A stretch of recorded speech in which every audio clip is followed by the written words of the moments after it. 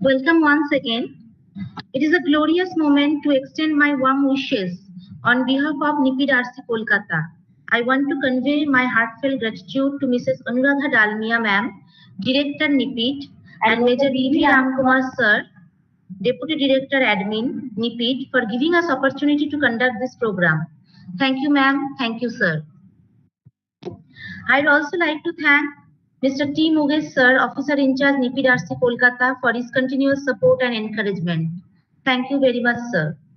It gives me immense warmth and great pleasure to welcome respected speakers who have given their valuable time and joined us in today's program. Thank you, madam.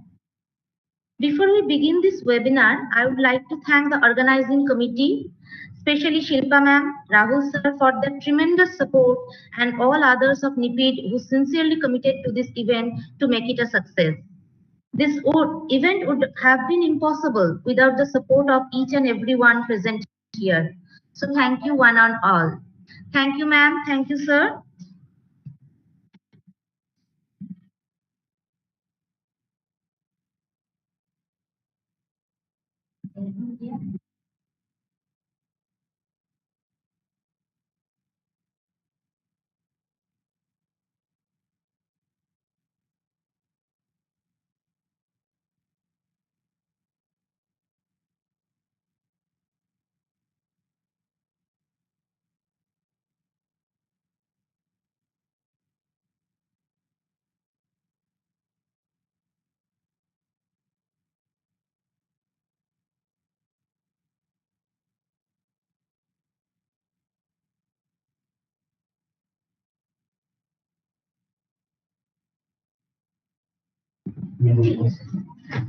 Once again, I am going to read all the guidelines. Please pay attention, dear participants. You will be in listen and view mode only. Mute your microphone always. Use headphones or earphones for better audio clarity. You can type your questions in Q&A box.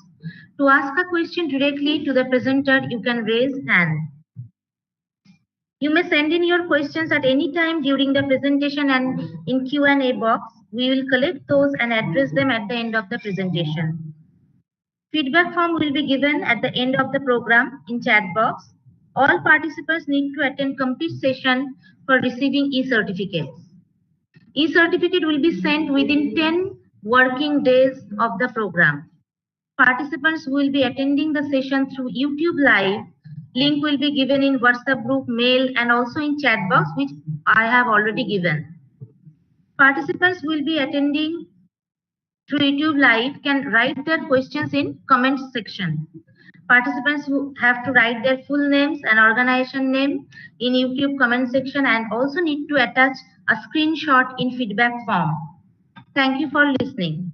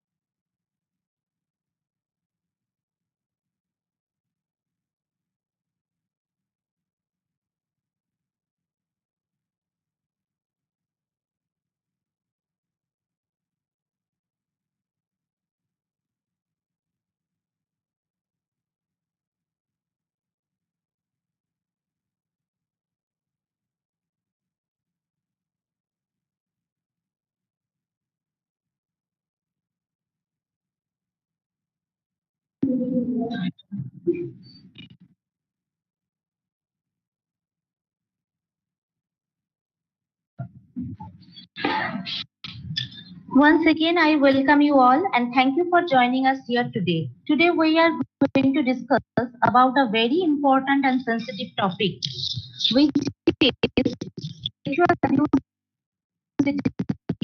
and intervention. you all know, persons with disabilities are more vulnerable to sexual abuse as they are considered as easy targets due to disability itself. Communication difficulties, their dependency on others for personal care, and lack of sufficient training of persons with disabilities in sex education and personal safety.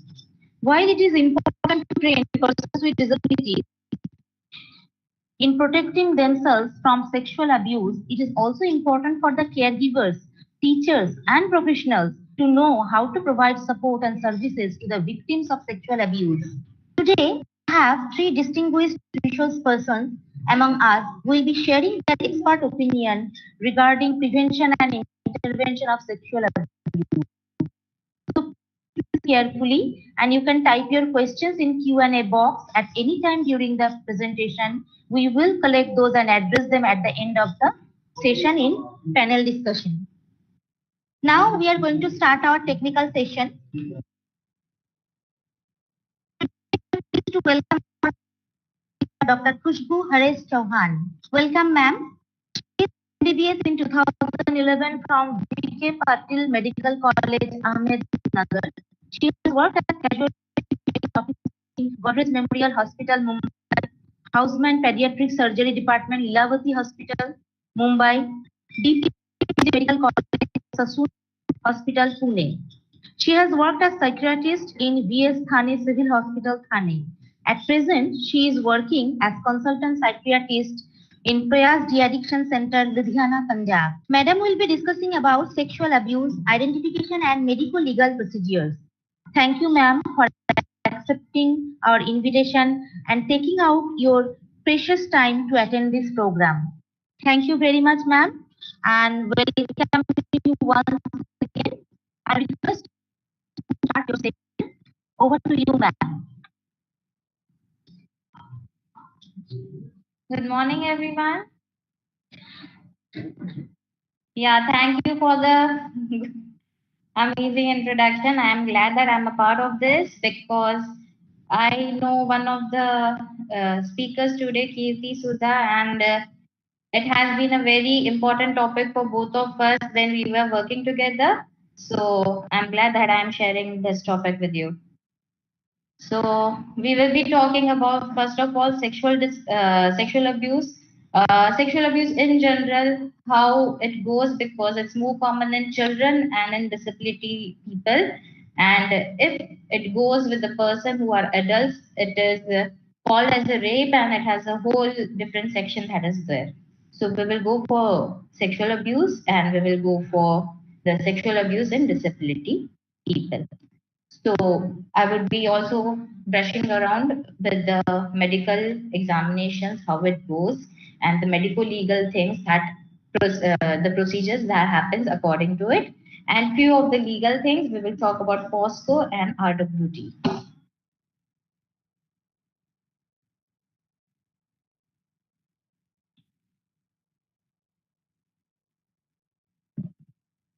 So we'll start with this.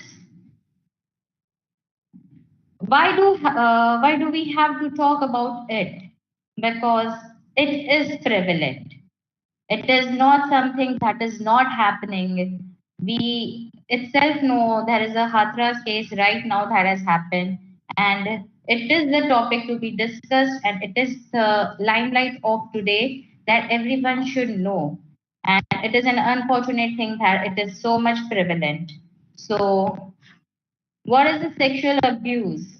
It is abuse is anything, any touch or any kind of gesture by somebody which makes you very uncomfortable and kind of threatened. So sexual abuse, as per the wordings, is unwanted sexual activity.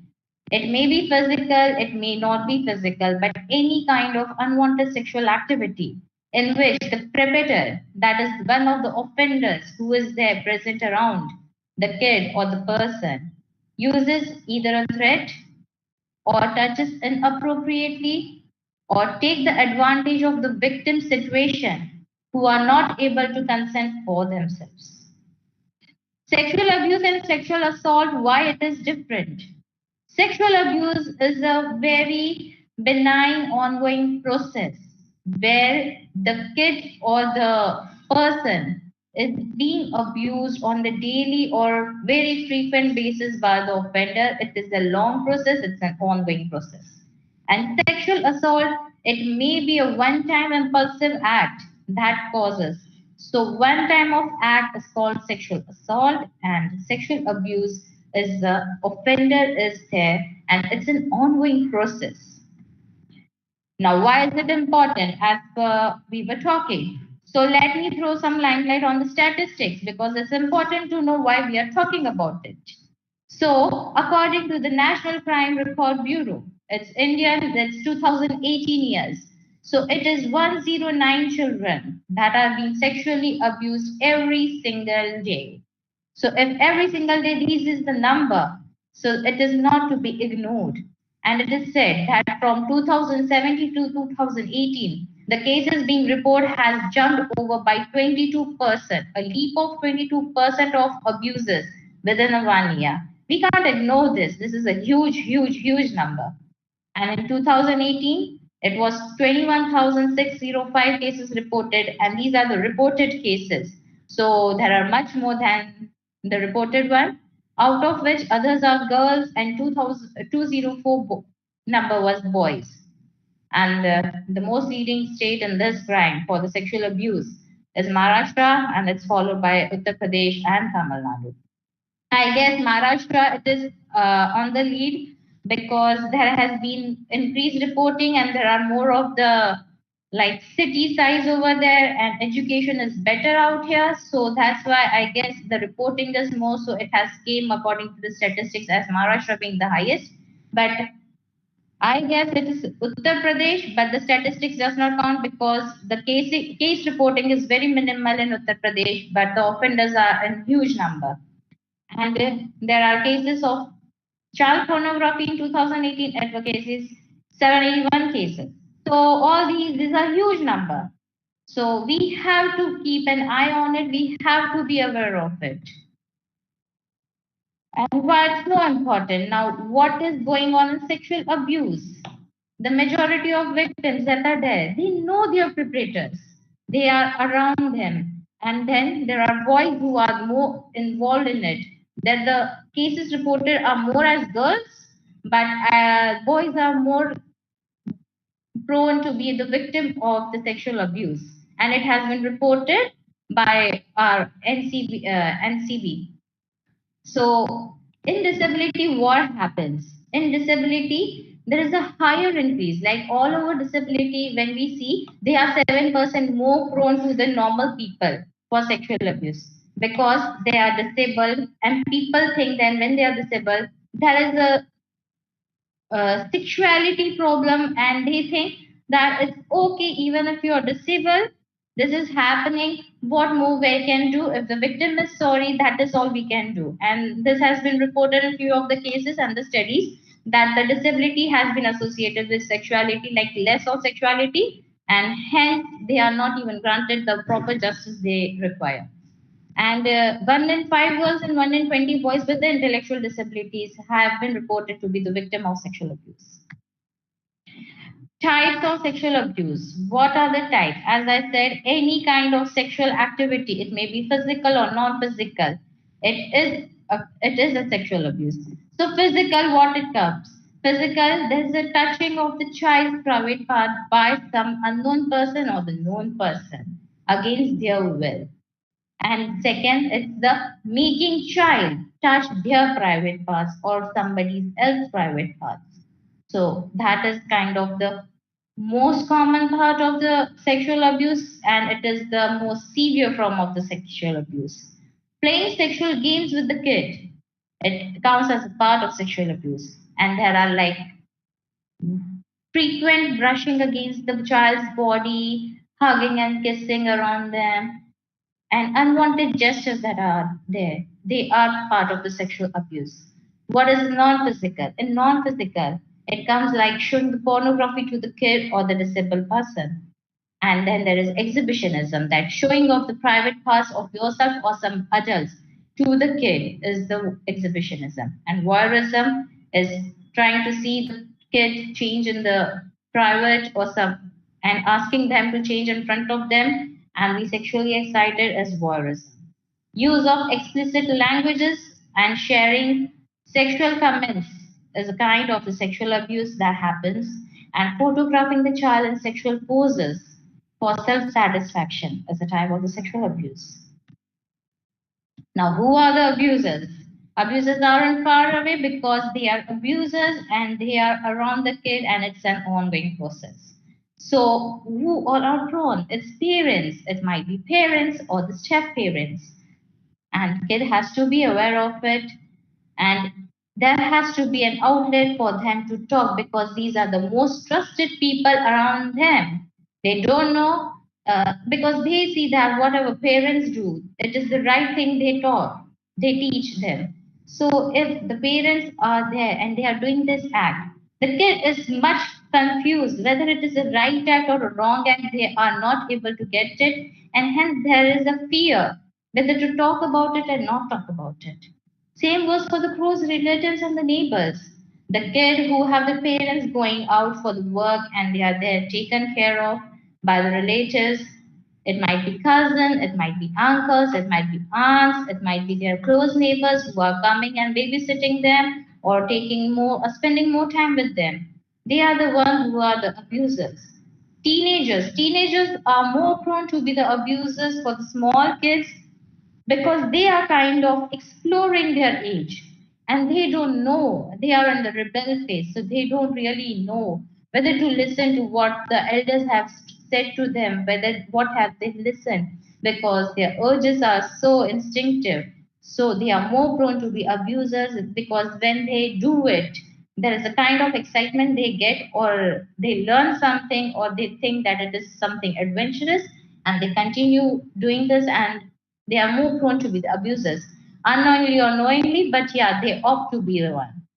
Authority people staying close to the kids. Now, this is for kids and mostly for the disabled people because then there are caretakers in the society who are taking care and with which the kids and the other disabled people are spending more time with.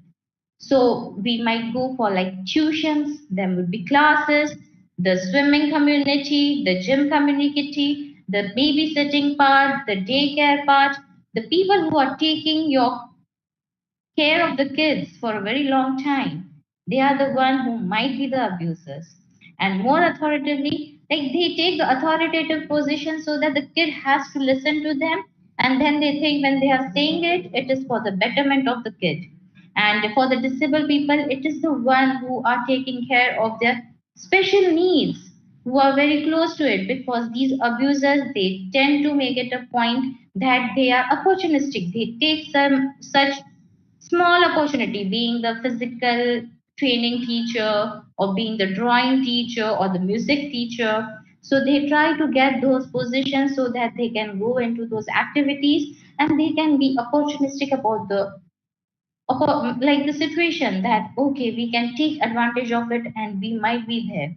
And there are strangers. It is very rare that the strangers would be abusers because strangers are not in contact with the kid or the disabled person for a very long time. That they might be the only one who would be going in with assault cases. Now, what do these people do? The abusers. They go in a process called grooming. It is very slow and very gradual.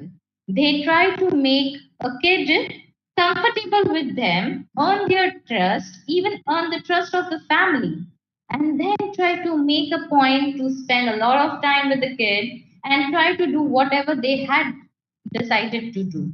So first of all, it is a very slow and gradual process. They take their whole time to do this because they don't want to get into trouble. So they try to make their behavior acceptable. Like whatever they do, like coming close to the kids, trying to hug it, trying to kiss it, or trying to brush around the kid's body or play hustle and everything with kid. So they try to make the behavior acceptable even to the kid, even to the society, even to the parents. It establishes closeness to the adults of the family and even earns the trust of the child and causes confusion to child. So if the adult in the family is having the closeness with the person, they will tend to give some free time or the close time of the person spending time with the kid. They even earn the trust of the kid. So when it happens, the kid is confused whether this person is right, I trust him, but whether the actions he does is right, wrong. They don't know how to do it. They are very confused at that time whether to go and complain, whether to talk about it, whether it's just one thing or one time at a thing. Say, and grooming people, like grooming, they seek child craving for adult attention. Whenever there are familial problems, whenever there is separate parents or single parent who are taking care of the child, they are more prone to have the attention seeking behavior. So these offenders, they get into their confidence, they earn the confidence of the kid, and they are more prone to it, and shows that the child's minute interest also is harmless and is okay. Like the when child seeks for attention of the adult, he sees that guy, that he's building a relationship with him, listens to him, talks to him, gets close to him or her. So they try to get into, okay, I can trust him or not. And then whenever there are feelings that, okay, I'm more interested towards him, he's one person to take care, taking care of me. And when there is a minutest of sexual activity or the, like, involuntary, that is, the kid also doesn't know whether this is happening to me. So if it happens, they take opportunity like this, and they tell, okay, it's harmless if you have the feelings for me. Abuses of the position of the of the caretaker or the special care provider for disability and making them more prone. Yeah, and this happens because there are jobs that requires tremendous closeness and tremendous hard work into putting for the special care. And when they take those opportunity, the disabled people and the child are more prone to getting into trouble with them. And they don't know what to seek because they are the one who are taking care. They are the one whom their parents trust or the family has trusted to take care of the special needs. What are the signs of the sexual abuse? So when we see, like, this is most commonly not reported, but it comes with physical symptoms of behavior disturbance, and then we go into it because it is rarely reported by the child or the abuser itself. Okay, we have been in trouble for a very long time. So how do we identify it? There is a physical symptoms that would be, the child would be having difficulty in walking or sitting. There will be a gait that is not present. It is very painful. They would be avoiding walks, they would be avoiding schools, they would be avoiding going for or playing around. There would be redness, swelling, or the tenderness in the private areas. Private areas after the kid are fine. Very rarely the parents are examining or being in touch with them or being be able to inspect those areas. So there is, but when it's complained, then only we come to know there would be redness, there would be swelling and tenderness in the private areas. Physical injuries might be a lot, such as bruising or the scratches, because sexual abuse is not that somebody would give into. There might be some struggle, and those struggle when the kid is held back, when the person is held back, it is going to give you some physical injuries, as bruising and scratches that could be there in the arms or around the back, on the shoulders when they are holding back the kid. So we have to be very careful and we have to be observant about it. There will be change in the bowel and the bladder movements. The kid might have a constipation or he might not. Like he or she would be having frequent bladder movements, and that is not pleasant. They might complain of there is a itching or there is a burning. Loss of appetite and disturbed sleep. The child will lose the appetite because it is such a stressful event that is happening with the child, and the child is so confused. So there is, because of the stress that child is going through, there's a loss of appetite, and child has a very disturbed sleep. Either he might be having nightmares, or he or she would be having uh, like in between arousals or difficulty in sleeping as well. So another thing would be the behavioral thing. What happens in behavioral thing? The child goes into regression. The child does not act his age. The child will sit, he will try to mimic, And then there is behavior that child will go for sexual plays, the role playing with the dolls and everything. It will have sexualized behavior. There's the loss of interest in the daily activities. The kid who is going daily to the tuitions, he might not want to go. The kid who is playing around with the best friends, they don't want to go and be participating in the activities like playing. So this is one of the concern when the kid stops playing, when the kid stops talking to you or being playful around you, it is one of the biggest concerns around you. Fearing or avoidance of the caretaker, they are going to report that they do not want to go anywhere. They are not wanting to go anywhere. They might be only sticking around the person whom they think they are safe, and there is a sudden emotional outburst. There is a mood swing that goes around with them. They don't know it's fear at times, it's anxiety at times, and they are unable to control it because they are kids. They are not the one who are very much mature to handle their emotions and not to show off. They have emotional outbursts very much. Psychologically, what happens? There are sleep disturbances, there are mood changes, and there is heavy headedness, there is anxiety and lower self esteem. One event that gives so much to a kid or to a person, like heavy headedness, continuously thinking about the event that has happened. They don't know what to do about it. They feel so helpless that thinking about it gives them a heavy headedness. They might go into migraine. They might go into a mild depression or the moderate depression. We can have kids and other people who are having PTSD just because they are so out of health.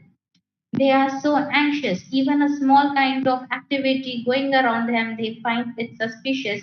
They burst into anxiety. Lower self esteem. The kid only thinks, why me? The why me makes him or her more uncomfortable. They lose their self confidence. They lose what they have. The worthiness of their life, they think it is less worth after they have been sexually abused. Identifying the offenders. This is not what the kids do, this is what the society and the family and the caretaker or the institute has to be aware about and observant about. So this thing goes for our observation. How do we identify the offenders? How do we take care of the things that are going around us? How can we prevent it? So we have to identify the offenders. The kid might not be very much sure enough to speak out. But when this kid just speak out some things to us and does not tell the name of the offender, we have to get it. So how do we get it? The person who refuses the child sufficient privacy and determines the decision of child life. Like if a family is deciding something for the children's life, that he might go into a different school, that might be taking him a far distance and the child's time would be occupied. So the person who is an offender, not from the family or if the neighbor, they might have objections toward this because their time and their thing has been restricted now by something else.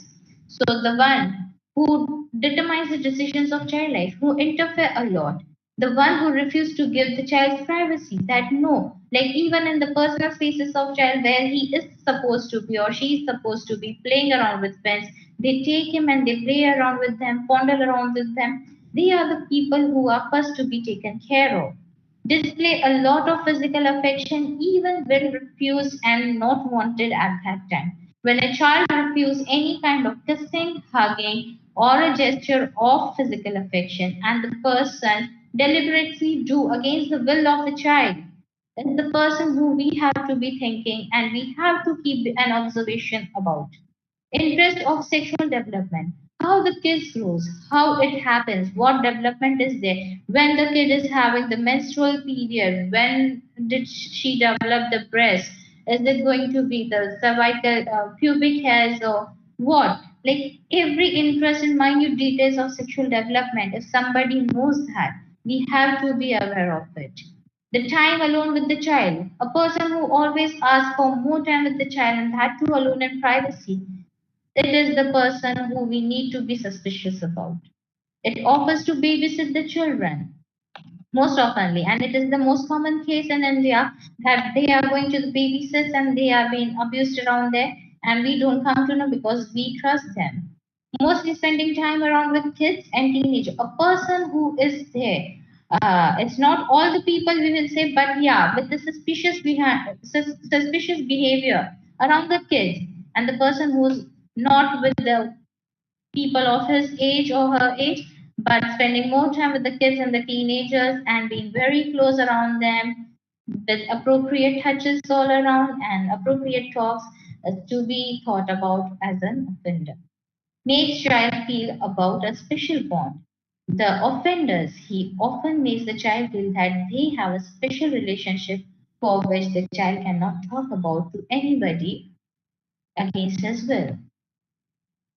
It's okay to talk. Now, why? Because communication is the only way to prevent kids from abuse. We have to talk to them. We have to let them know that whatever it is the time, you can talk to us and we are available. And thanks what we should do. So, how to know that kids is facing some problem? We have to be more close to kids and we have to be observant about kids. We have to show interest in child's daily life. The child is going to the school, he's playing with them. We have to ask them, how was your day? What did you do the whole day? Who are your friends? Where are you going? Are you enjoying it? If you eat this, are you loving it? What is making you nervous? Did you have any bad moment in the day? We have to know all the things what happens in the child and we have to be interested in it with a genuine reason. If there is a dispute with the friends or anything, we have to know them. We have to know the people the kids are spending time with. The kids spend time around. When we work, the kids does not just sit at home. They are kids. They are going around. They are having their own time. They are spending time at their friends' home. They are going to school. They are going to daycares, or they might be going to special classes. So we have to know where the kid has been and with who, which people the kid is spending more time. So we know whether the people are trustworthy, they are not trustworthy. We can have a check on them, we can ask people about them, and we can be sure what is going on with the kid's life. Every time is the right time for the kid to talk about themselves. If a kid has something to talk, you have to be there for him to listen because there might be something important that we would miss out just because we think that there are important works other than talking to your kids when he wants the attention. Talk to kids about the body parts and the types of touches. The kid has to know that what are the kind of the body parts. We have to tell him it's arm, it's eyes, it's the tummy, it's the chest, and then we have to tell them which are the private parts, and we have to label it breasts, buttocks, vagina, the pubic area, the penis, because this is going to let them know that when we talk and when we convey about any event, we use those words. We don't have to tell that it's the boo boo or it's the secret area. No, they have to know the body parts by name because when they talk, if they talk by the areas, they know that something wrong is happening to a very high level. We have to tell them which areas are not to be touched, and nobody should touch them. Even the kids should not touch others' private areas, and the private areas of the kids are not to be touched by anybody else. Let the children know that they will be not in trouble. Kids do not tell anything because they think that if they say something and if we disagree upon it, they would be in trouble and something bad will happen either to them or something bad in those events might happen. So we have to be more uh, taking to it that whatever it is you have to tell, we won't scold you in any way, there won't be any shouting, and you are going to be safe with us. Encourage them to be vocal and to say no. Saying no is a big thing that we need to we need to teach them because saying no will help them get out of this situation and avoiding and preventing those situations where they can get into. So saying no is very much important. Teach them to do the private activities like showering, toileting, menstrual hygiene independently and behind the closed doors. They should know that nobody is allowed to enter when they are doing those private activities, whatever the reason be.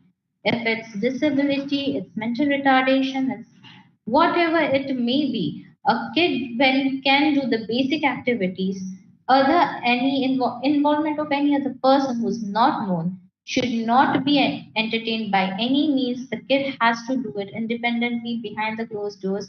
If there is severe disability of any kind, yeah, the caretaker or the family member might be there, but then it has to be taken care. When it is time to say no, it has to be a no. How do we respond to the disclosures? When the kids say anything, what we do? We have to believe them. We cannot just think, okay, no, that guy is, he's a reputed guy. How can he do that? I think the kid is just joking around right now, or he might have a misconception of the action he did. No, whatever the child does, believe them, because child, they don't know how to fake about the sexual abuse things. They don't know how to fake those complaints. It is not their work. Okay, and support them when they see you. You tell them whatever it is, we are there for you and we will be standing right there with you. We will support you throughout. Tell them that they are not to be blamed. They are not the person who are to be blamed for the whole event. It is not कि दो हाथ से ताली बजता है for the kids and for the sexual abuse going on with the kids and the disability people, because they don't know how to actively sexually gratify or sexually seduce the opposite young elder people. They don't know how to do that. They have not learned it. They are very small, they are playing around and they don't know how to do it. So they should know that they are not to be blamed. It is not do haath se tali bajta hai. Don't over or underreact. When they say, you have to be close to them, you have to respond to them at that time, because you have to attach to their pain at that time, but do not over or underreact for their situation.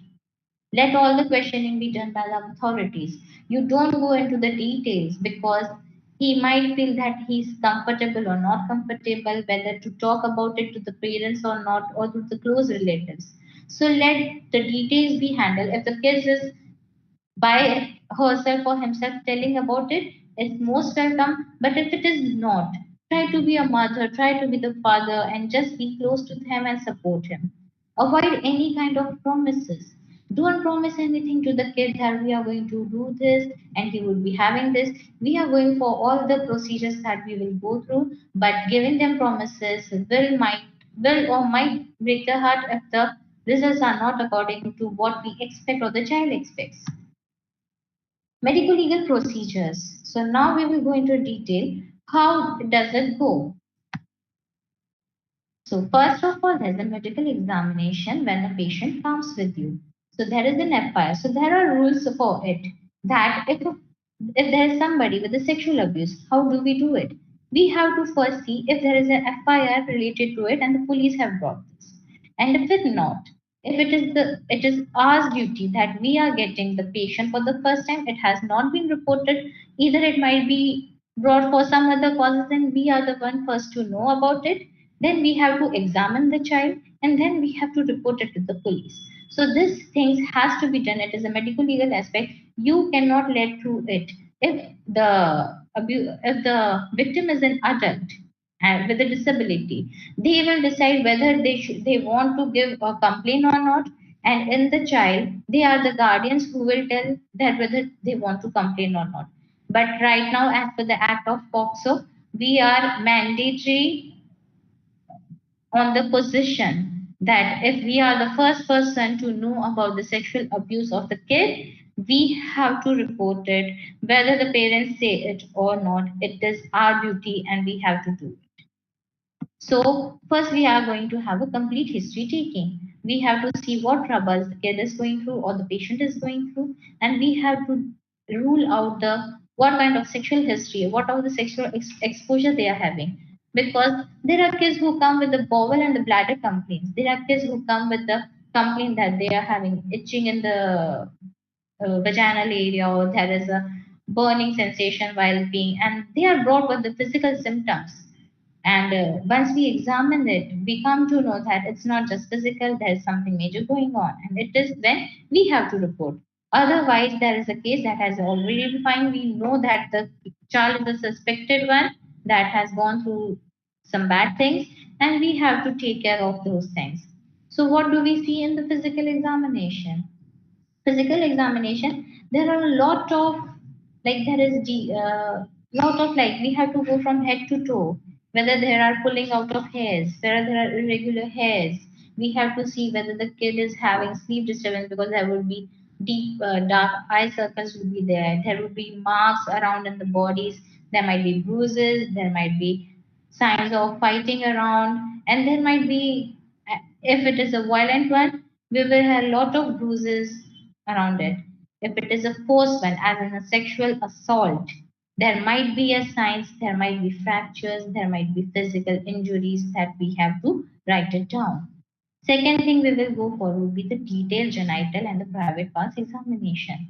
We have to do it and we have to report it, because if it is a physical examination, and if it is a physical abuse that is there, physical sexual abuse, there is definitely going to be sign. It might be a penetrative or a non-penetrative. In a non-penetrative, there might be bruises around, there will be scratches around, and in the penetrative one, we will see that there are tears, there is bleeding, there is internal wounds. There is the most common. The female is the upper vagina.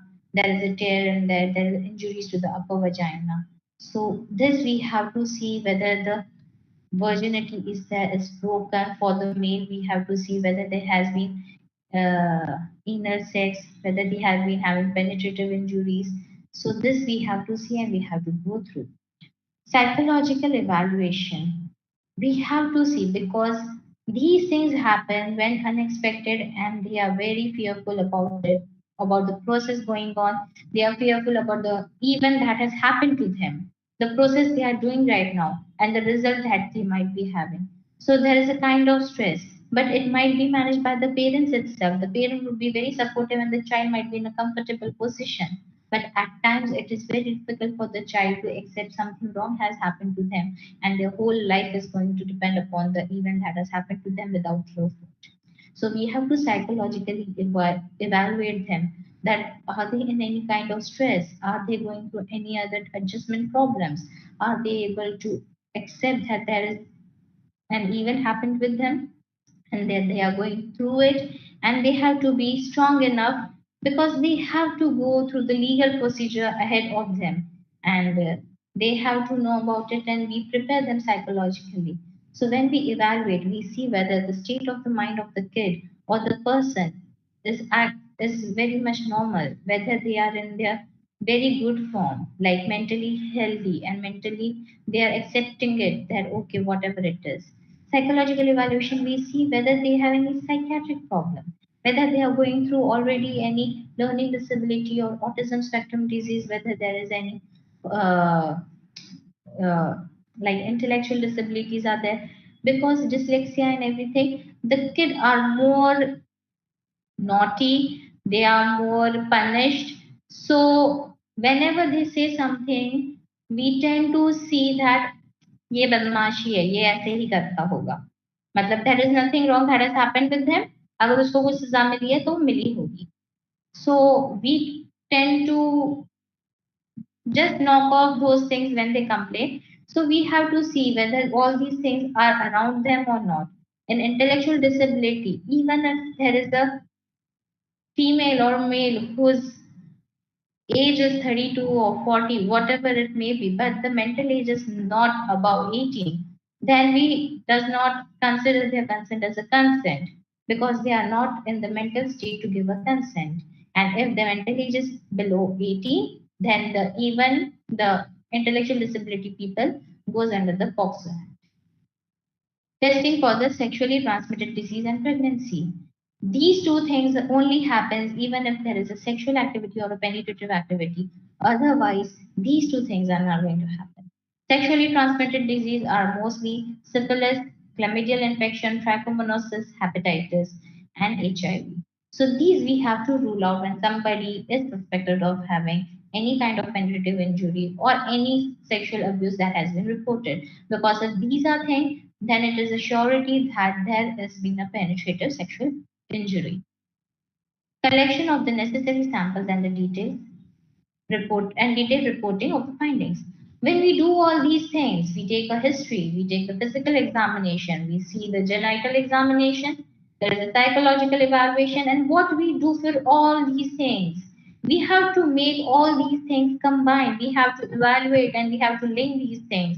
and we have to give our expert opinion to them that okay, I see the signs of bruises and the physical struggle, but I have not seen a penetrative injury. It is a physical assault, but not a penetrative one. If we see there is an injury that is there in the genital areas, we say it is a penetrative sexual abuse. And then there are two types of penetrative sexual abuse. There's a penetrative and there's aggravated penetrative. So once there is a penetrative sexual abuse, it is loss of virginity. There's a membrane or the hymen that has been ruptured. There might be tear within the vagina or within the cervical areas. But an aggravated penetrative injury, there is a massive, massive injury that extends up to the abdominal cavity. There might be a massive rectal bleeding. The rectal might be ruptured. There might be a rupture of uterus. There might be many things that are going around, and that is an aggravated penetrative injury. So we have to go and we have to evaluate that what is going through. There might be injuries of physical assault, and the kid might be having severe trauma all over the body, might be fractures, might be internal bleedings, and we don't know that. So we have to collect our samples, we have to see all these things linked together, and then we have to give them that this is our opinion and what will support it.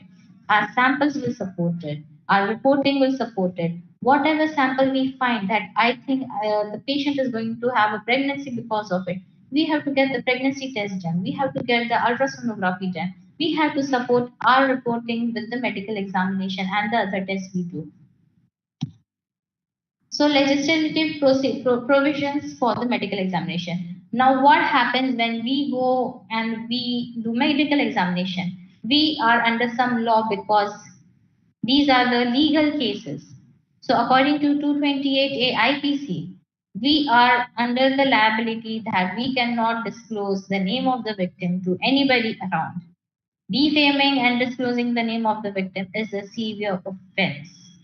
According to 114A Indian Evidence Act, the examination should only be done under supervision of the female registered practitioner. That there is a registered practitioner, she has to do it.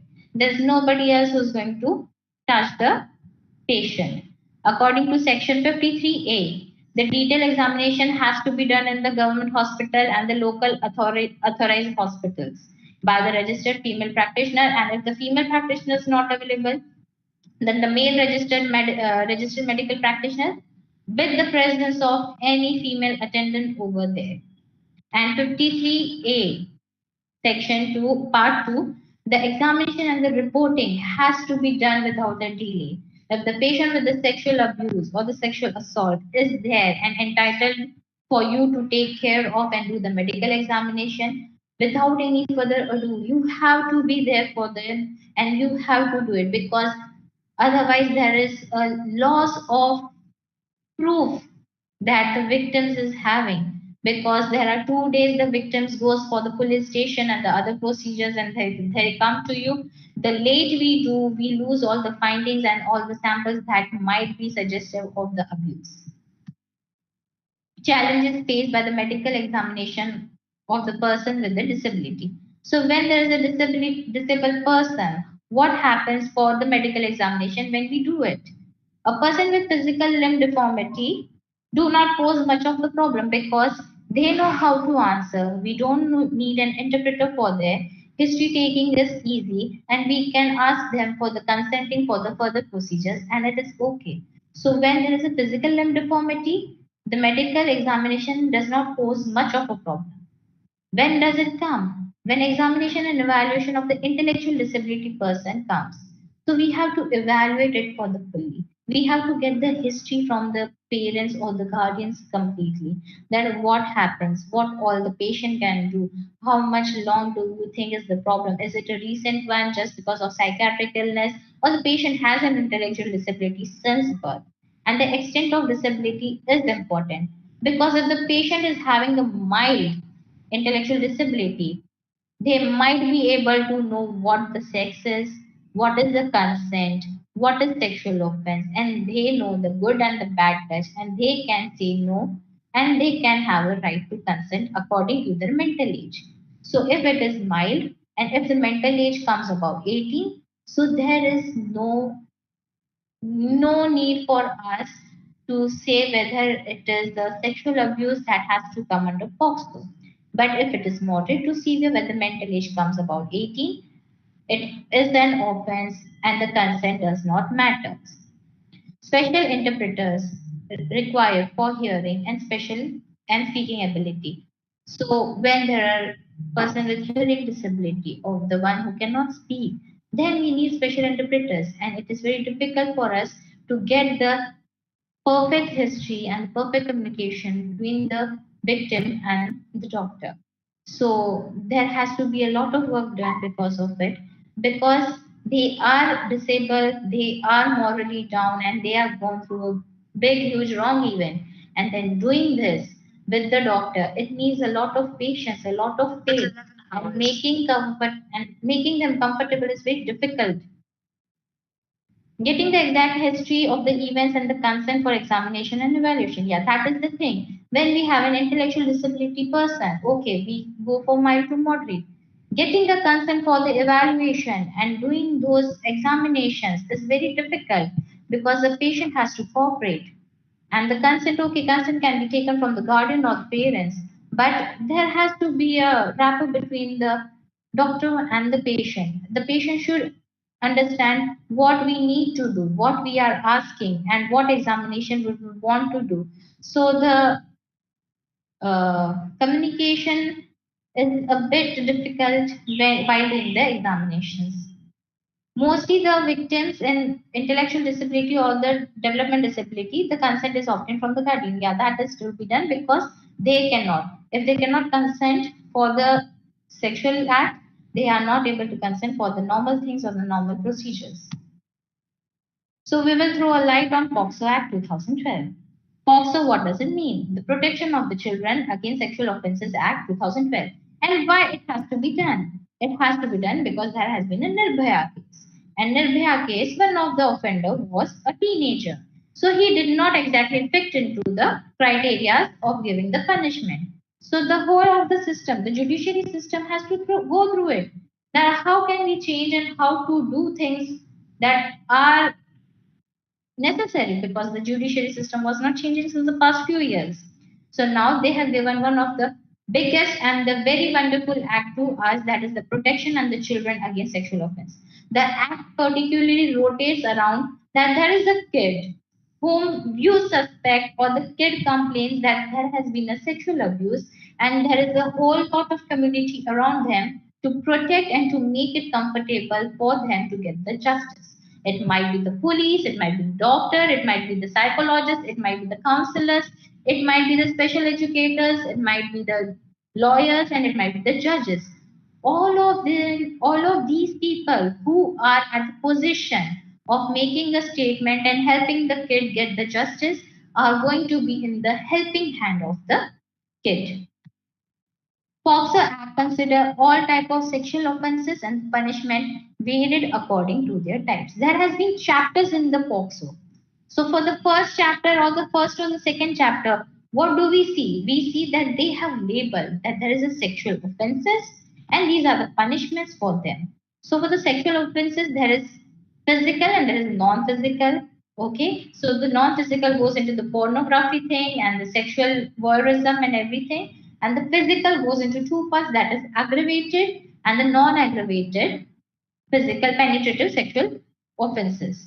So there is different kind of punishments for both of them. So they have defined things according to it. They have defined how what kinds of penetrative injury are there. They have defined what all will come into the penetrative injury. They have defined what will come into the penetrative. They have defined about the gang rape, what is there. They have defined upon the one-to-one person sexual abuse. So they have made very clear. The POXO Act, what does it do? Procedure for reporting cases. POXO has made it very easy for anybody to report case. If I am a neighbor and there is a case that I suspect that the kid is going through a sexual abuse, I might call to the police and I might say that I think there is a home here and the kid of this age is going under through abuse. You might not be considered as a person to be defaming the kids. You might, if you think that you have seen these evidences, you might say that I saw this thing happening over there and I thought this is a wrong thing happening to a child. So if your statements are in the favor of the kid or to help the kid, you are not charged of anything, even if the information you give, the kid denies, no, I am not having any sexual abuse, but you are not taken under the thing that you are defaming a family, because your statement, if you tell that it was in the interest of the child, you are not going to be in any problem. So wherever you are, if the thing or the act you are doing is in the favor of the child and to assist the child in any way, you are not going to be held responsible for anything, and you are going to be safe by the judiciary process. So how to do the reporting? The reporting, the kid has either a kid can report and it has to be taken by the police. The neighbor can report, parents can report, the caretaker can report, the institute where they have seen something happen can report. Doctors from the medical field coming who are seeing the kids with the physical injury, they can report.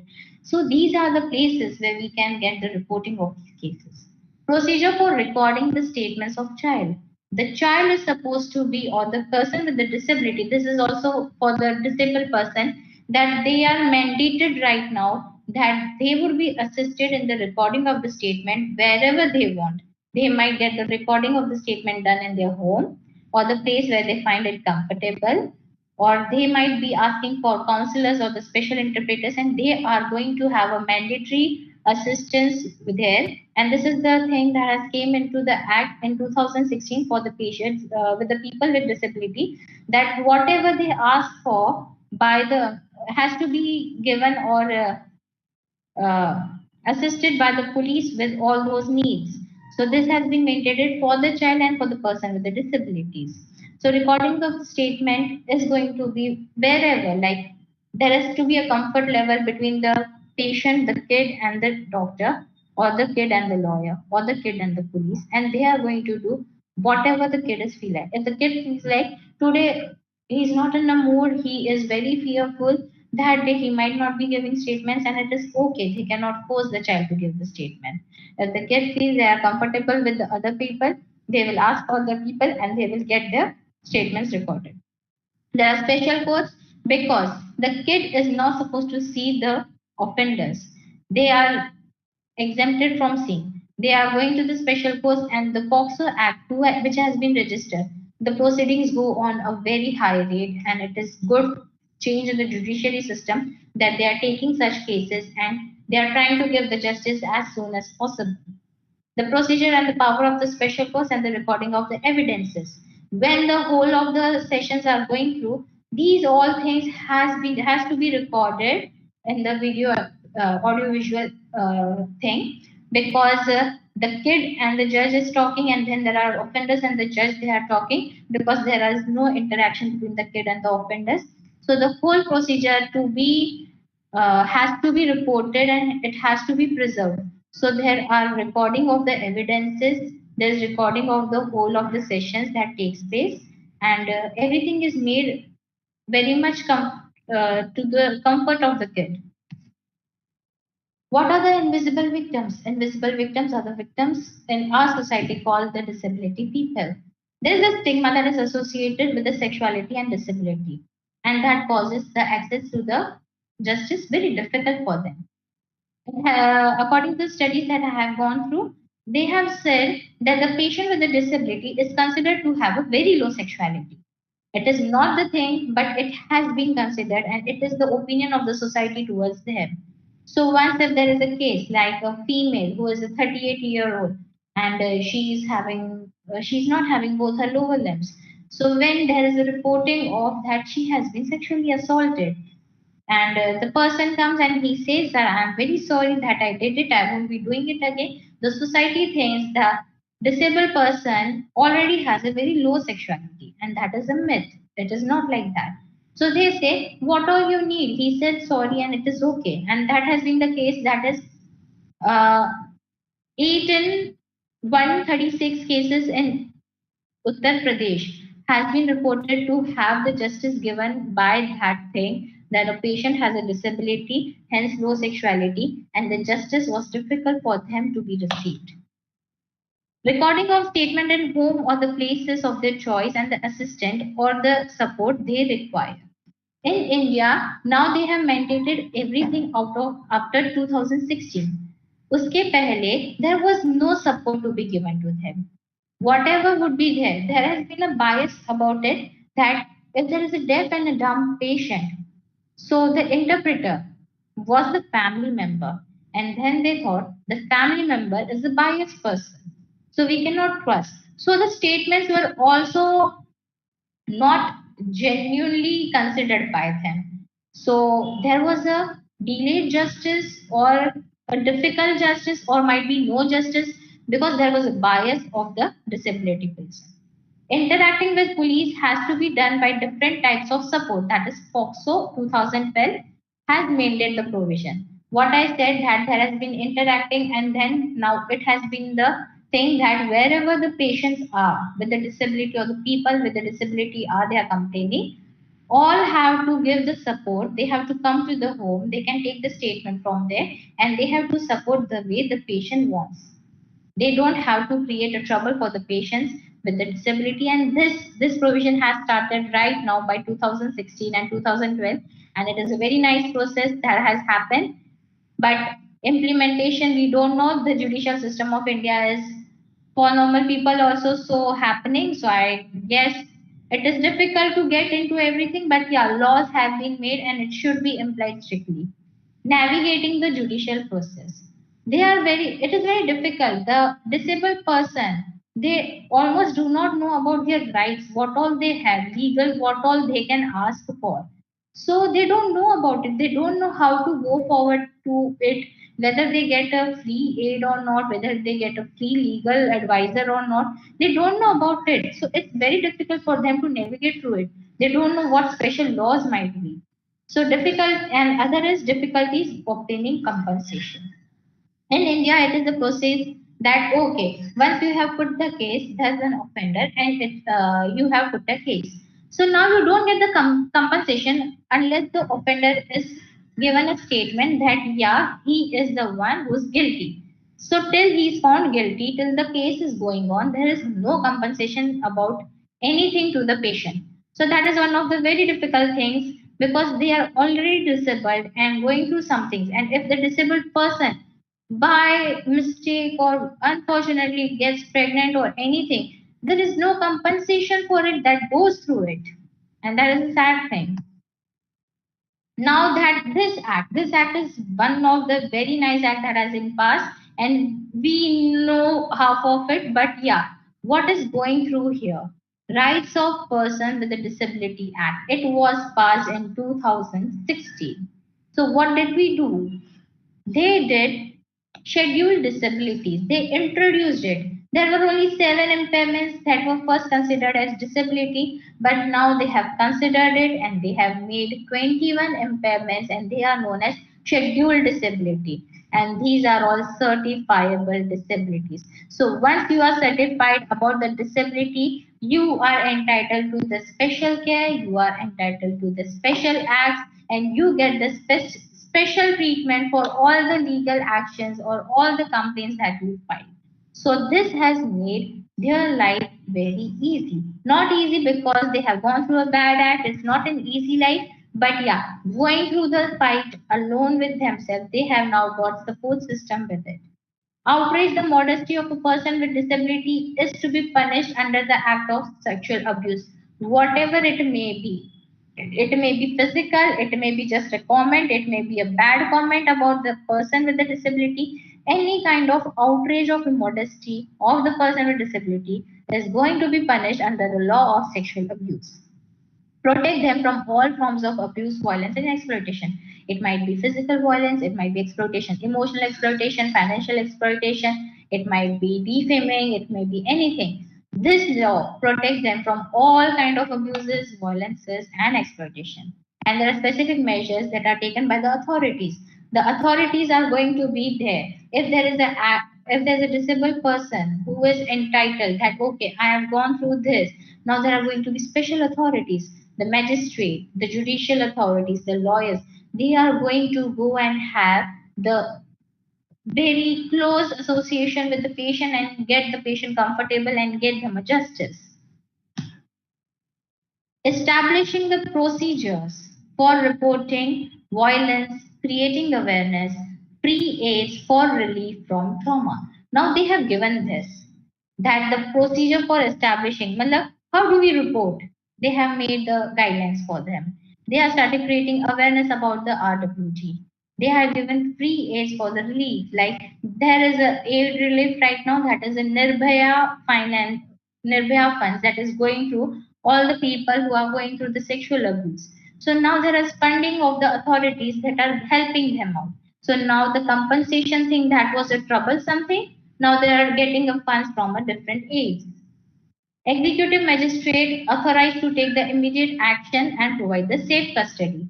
So whenever there is a problem or whenever there is a case that has been registered by a person with the physical disability or any kind of disability, the executive magistrate is authorized. He has to take immediate actions about it. As per the POXO Act, that you cannot delay anything. Even this, they cannot delay anything and they have to take immediate action for the safety of the patient with the disability. Now, what should the government do? Government has already given POXO, government has already given us RWD. But what more should we do? We have to implement those laws and policies properly. It is made, but implication, if it's not proper, then there is no use of those laws. Ensure that the police and the judicial officers, medical officers, and judges receive training, because these are the special cases. For the special cases, we need special training. And there are so many people associated with this, from getting the complaint lodged to the justice given. Everything should know everything about what their part is about it. Training guidelines and protocols must be fair. Whenever you give a training to all these officials, there should be a line of protocols. There has to be guidelines that they need to go through for their safety also. Because when they go through a guidelines, they are safe. That even if whatever the judgments go wrong and whatever go wrong, they have done the work according to the guidelines and the protocols. Formulate the uniform schemes all over country. It should not be state wise, that this state has this law, this state has this law, it is okay with this state, it is okay. A country has to have a uniform policy all over it. Compensation should be considered for urgent needs of victim. You cannot delay compensation just because there is no justice served. Even if it is under process, even if it is under investigation, the compensation should be done for the urgent needs. There are two very nice articles that has been there for the people with disability.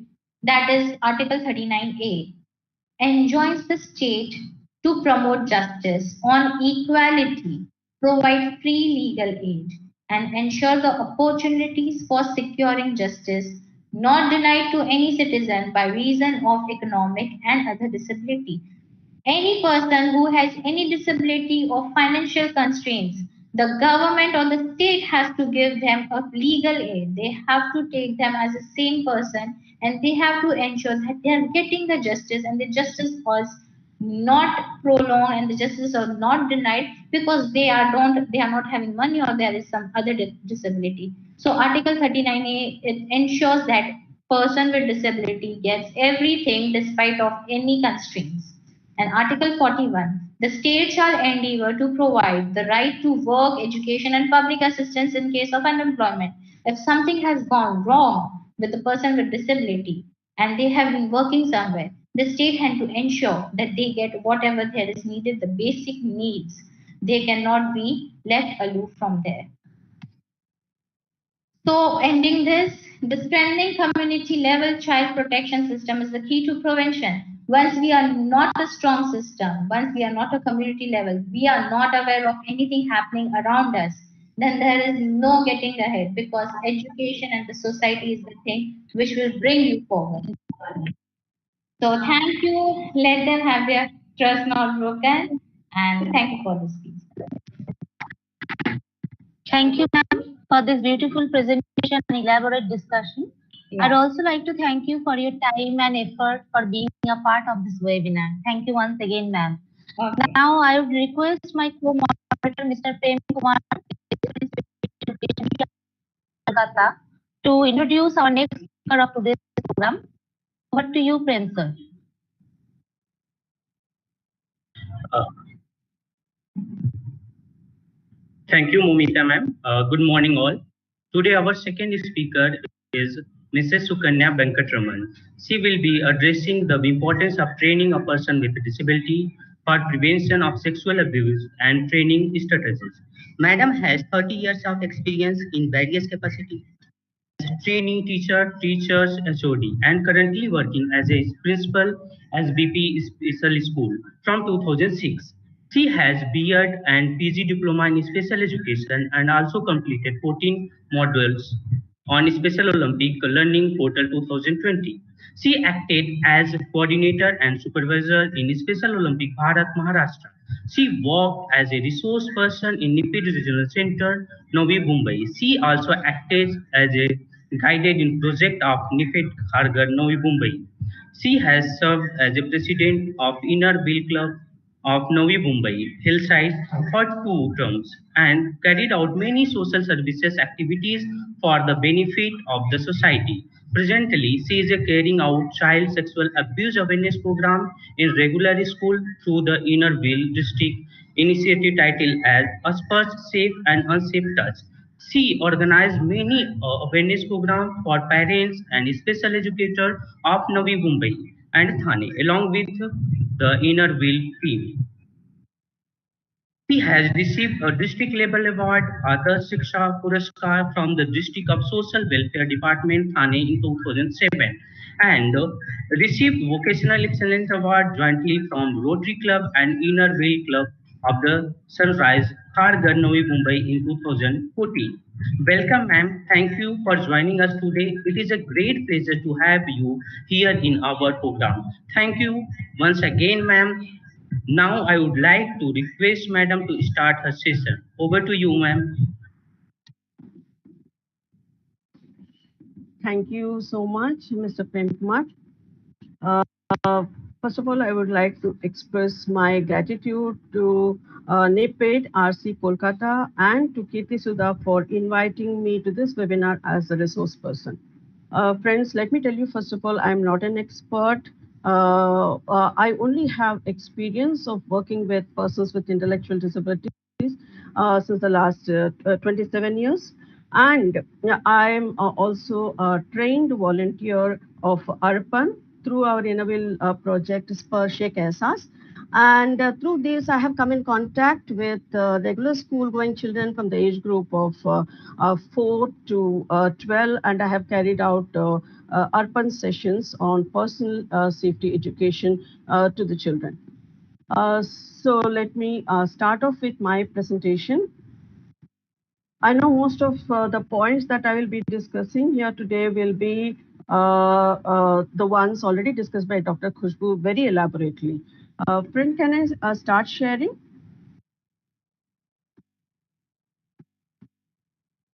Can I start sharing? Okay. Yes, ma'am. We are working on that.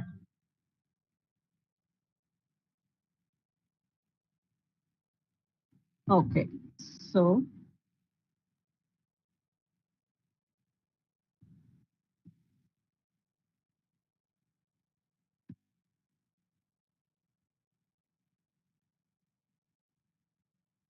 is that a problem? No, ma'am. We'll just take 1 minute. Okay. We'll share your PPT. Thank you. I think I'll do the sharing. No problem, Kirti, because I made some changes in it. As I said, I have closely worked with Ms. Kirti, and we had quite a few sessions in our school as awareness programs for special educators and parents. Yes. I would like to share my PPT, Kirti, as I made some changes. Could you make me Ma'am, the we have presenter? your PPT. So I, we are sharing from here. Will it be okay with you? I have made some changes in it, so I would like to share from my PC. Okay, ma'am. Let me check. Let me check. Can I make myself the presenter? Yes. Okay. Ma'am, you can share your PPT from your side. Yeah. I just have to press on entire screen, right? Yes, yes. Looks like some issues here. Ma'am, click on the entire share screen and then click on that blue button share. Yeah, I'm doing that. But now, once you click on the entire share screen, it just gets a slight highlight. If that highlight is not happening, then your highlight is not happening. Yeah. Just try to click on that picture, madam. Okay. Yes.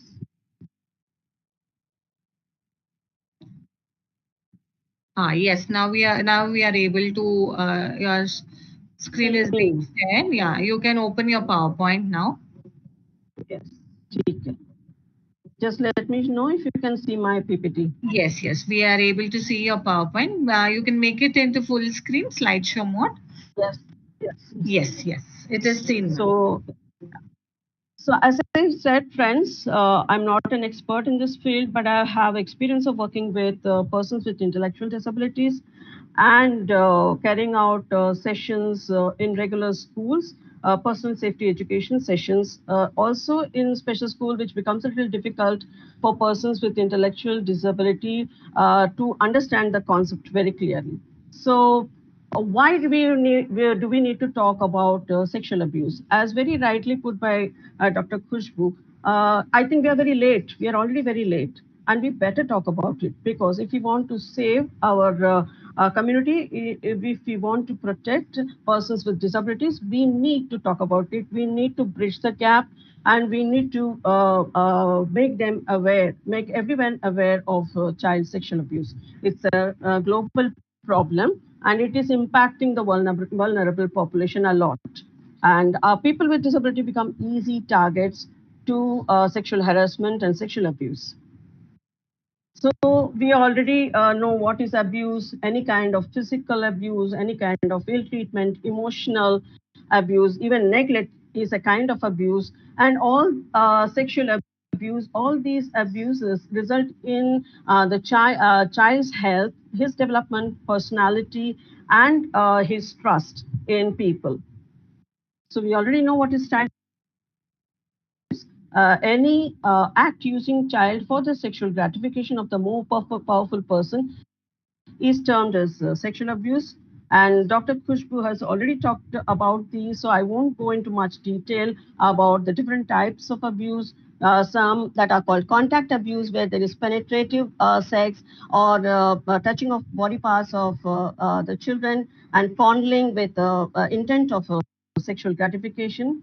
The non-contact abuse, exposing child to pornographic content, making child watch sexual activities, and talking about private body parts or passing comments of sexual nature, and showing child private body parts or looking at child's private body parts when the child is dressing, bathing for sexual gratification.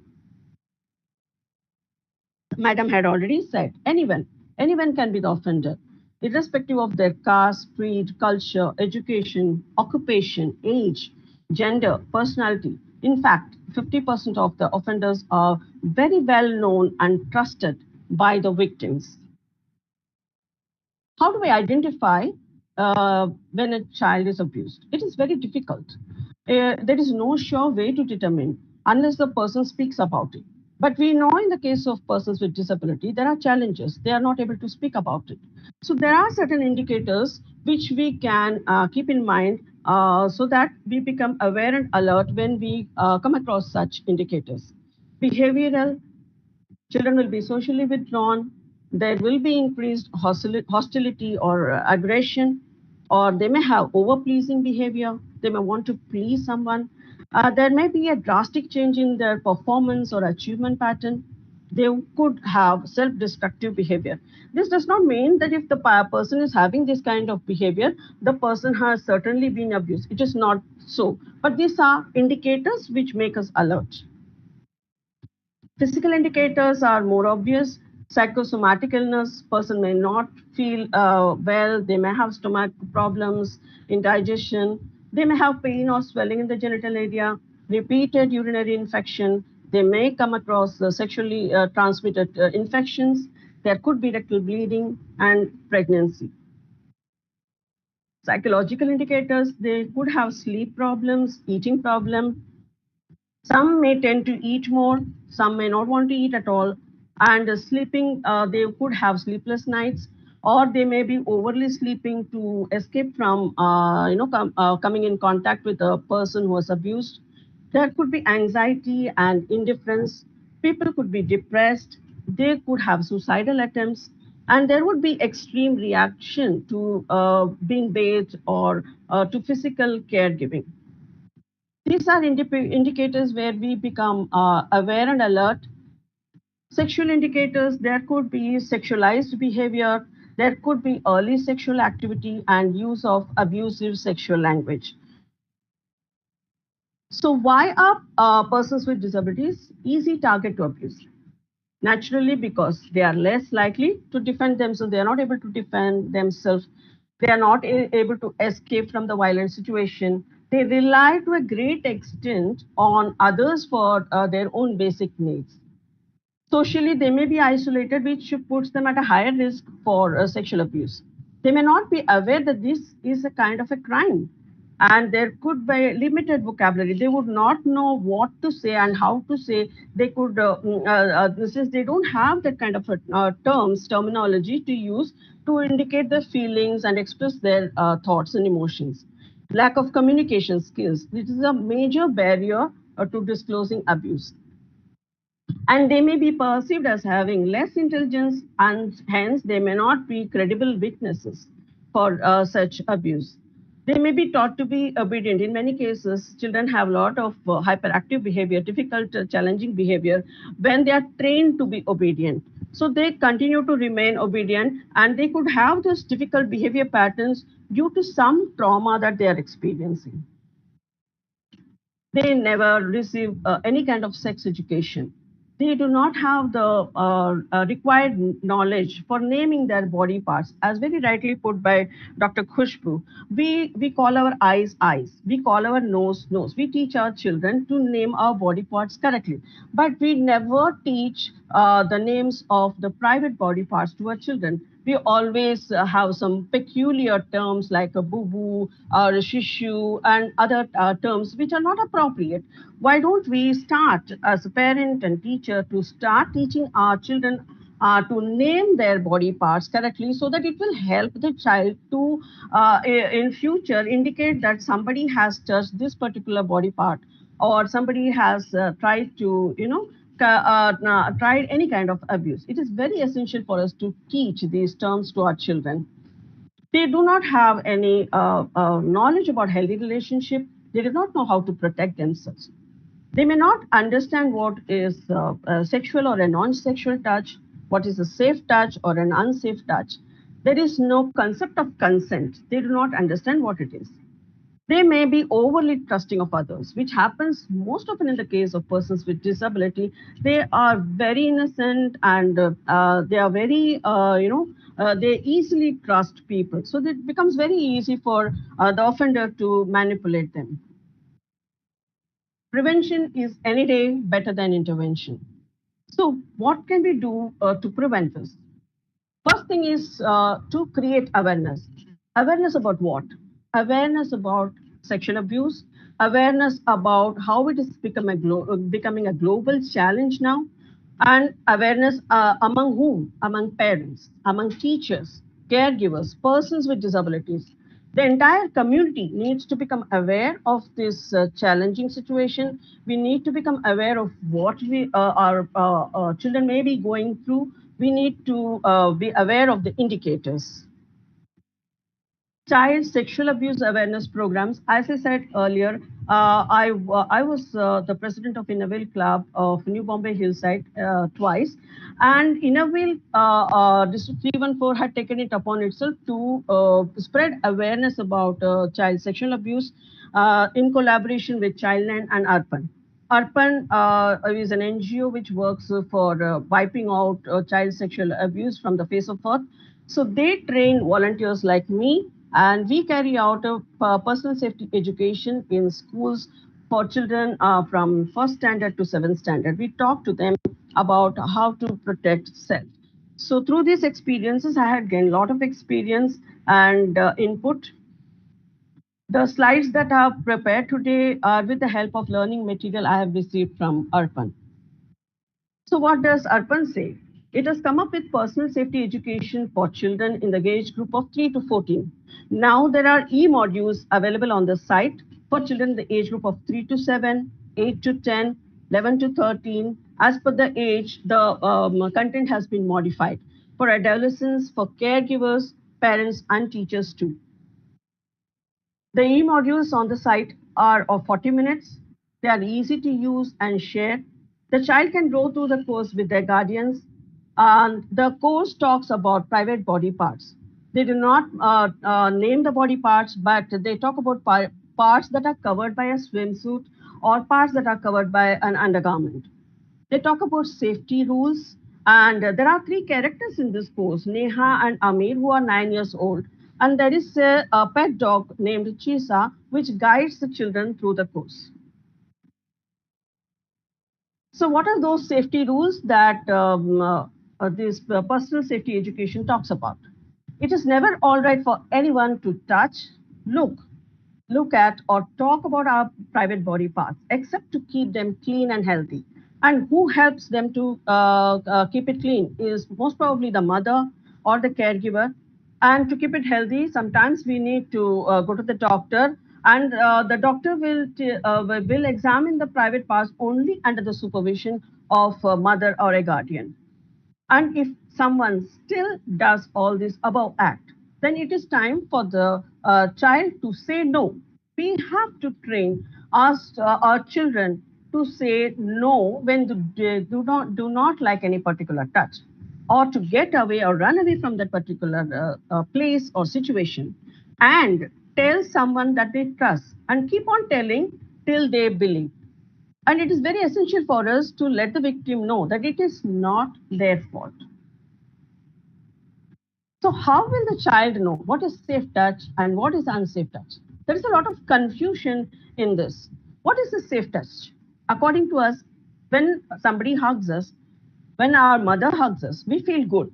We feel secure, happy, and comfortable. So we term this as a safe touch. Whenever we feel happy and comfortable, it is a safe touch.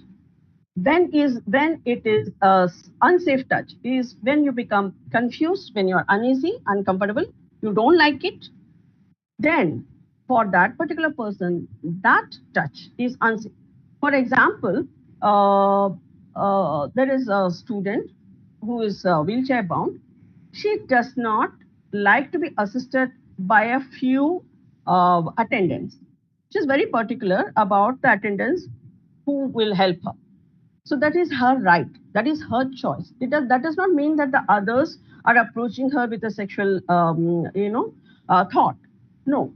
But this child is not very comfortable with the touch of the others. So for her, those touches are unsafe. So there is this confusion. Most often, as we know, abuse happens by offenders who are very closely known or trusted and loved by the victims. So the person would wonder, the victim would wonder, this is a person that I love, this is a person that I like, but I do not like what this person is doing to me. I do not like the act that the person is asking me to do. So there is this confusion. How do I term it? Whether I term it as an unsafe touch, how do I report about this person to my mother or my guardian when I know, when I love this person, when I like this person, when I need this person to take care of me? How do I say that I do not like that person's touch or whatever the person is making me do? So it is very essential for us to understand that the children would be going through such confusion. This is the Arpan site. They have e-learning courses which anybody can go through for their children of any age group. The content is in English and Hindi and is as per the level of the child. So how does it impact the child? It impacts the child's relationship. The child will never be able to trust anyone anymore, or they would have inaccurate judgment. They may end up in domestic violence, and it would definitely affect the sexuality of the person. They may have overly sexualized behavior. They may have promiscuity. There would be confused identity, and they may become offenders themselves. Why don't they come and tell us? What are the reasons that they don't come and tell us that they are abused? First and foremost is a lack of communication skills. They do not know what words to use, what expressions to use, how to communicate, because most of the persons with a disability are lacking in communication skills. They may have no speech. They may have unclear speech. So they do not know how to convey this to their parents or caregivers. There are lack of vocabulary and terms. As I said, we never teach our children the names of private body parts. So they would not know what terms to use.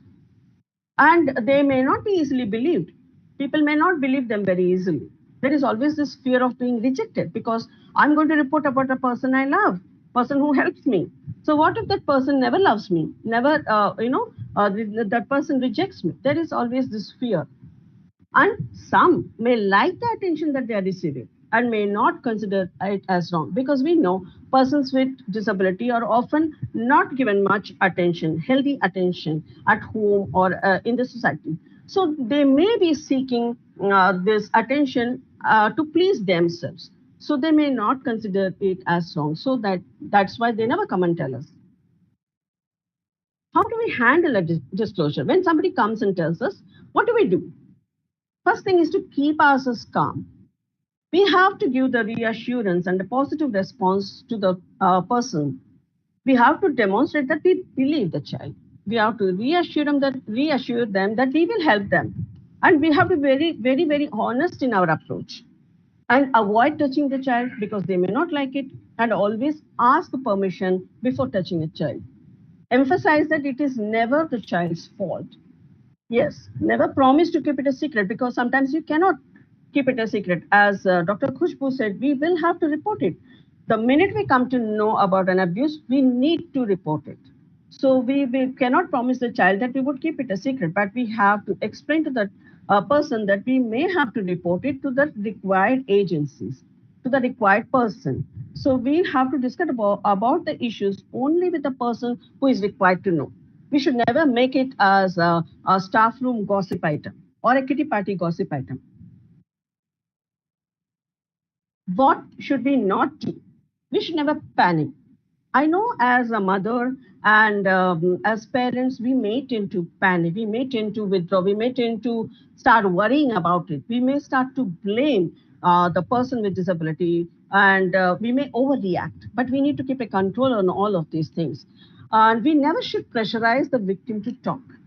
And we should never ask them to repeat the story again and again because it is something that they may be reliving those bad experiences over and over again. We should never confront the offender in front of the victim. So there are some guidelines for parents, teachers, caregivers, social workers, and whoever, special educators, whoever are coming in contact with persons with disability and whoever have encountered such experiences. First and foremost, we need to give attention and supervision at all times.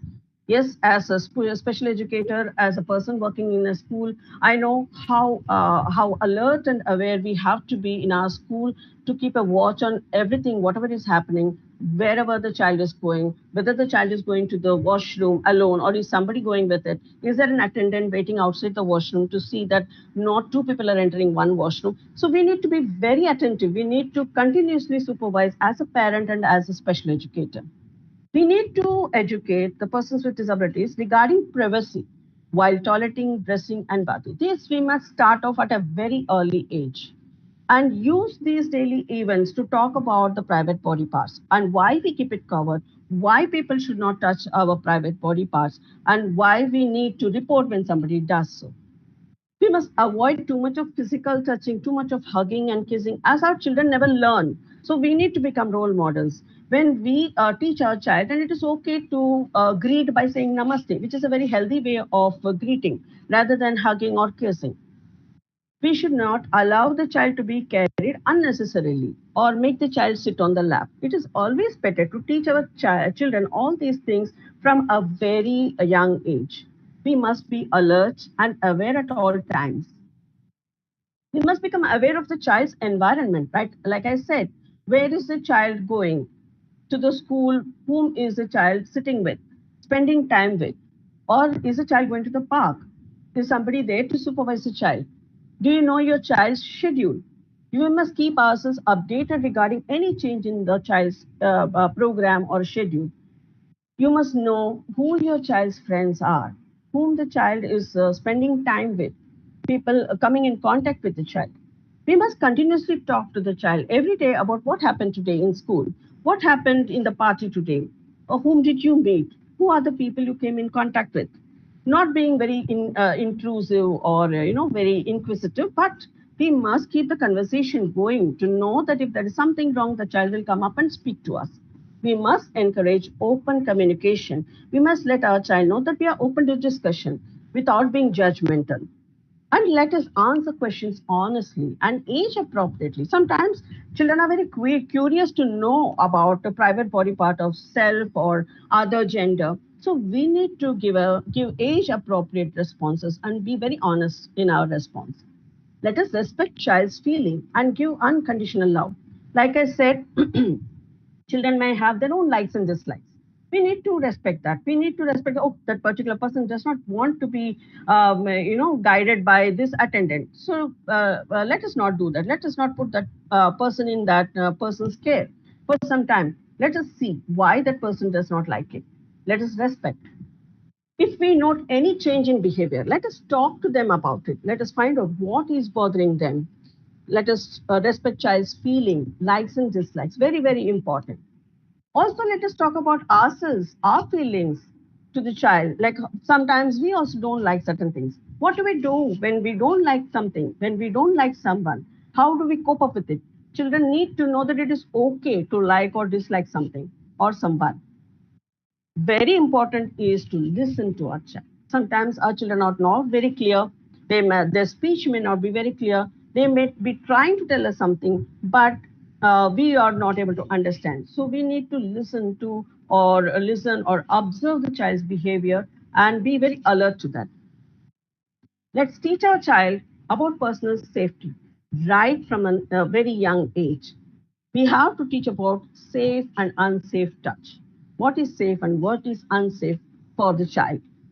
And it is very important for us to teach the child's name, address, contact number of our parents' contact numbers or school contact number or other trusted people. We should keep this information handy for the child to easily see and access.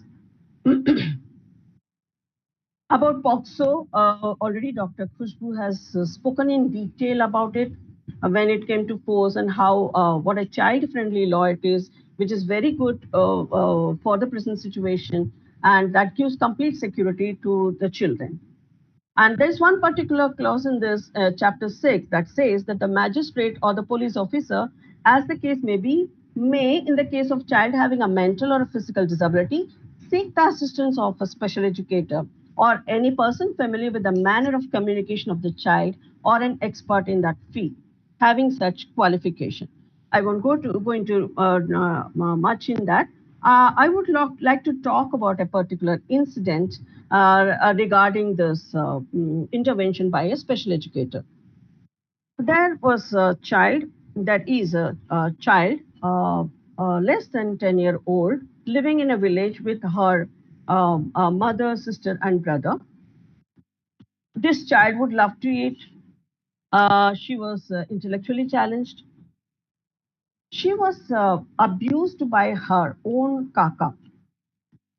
What with the pretext of giving her chawal ka roti, which she liked very much. But when she spoke about this to her brother, she was bashed up by him, saying that it is you who are responsible for this. It is something is happening in your mind. It is not, you must be responsible for it. And then she spoke to the abuse to the aunt also, that is Chachi, who also said that there's something wrong with your brain. This is not true. This couldn't be happening. and nobody believed her.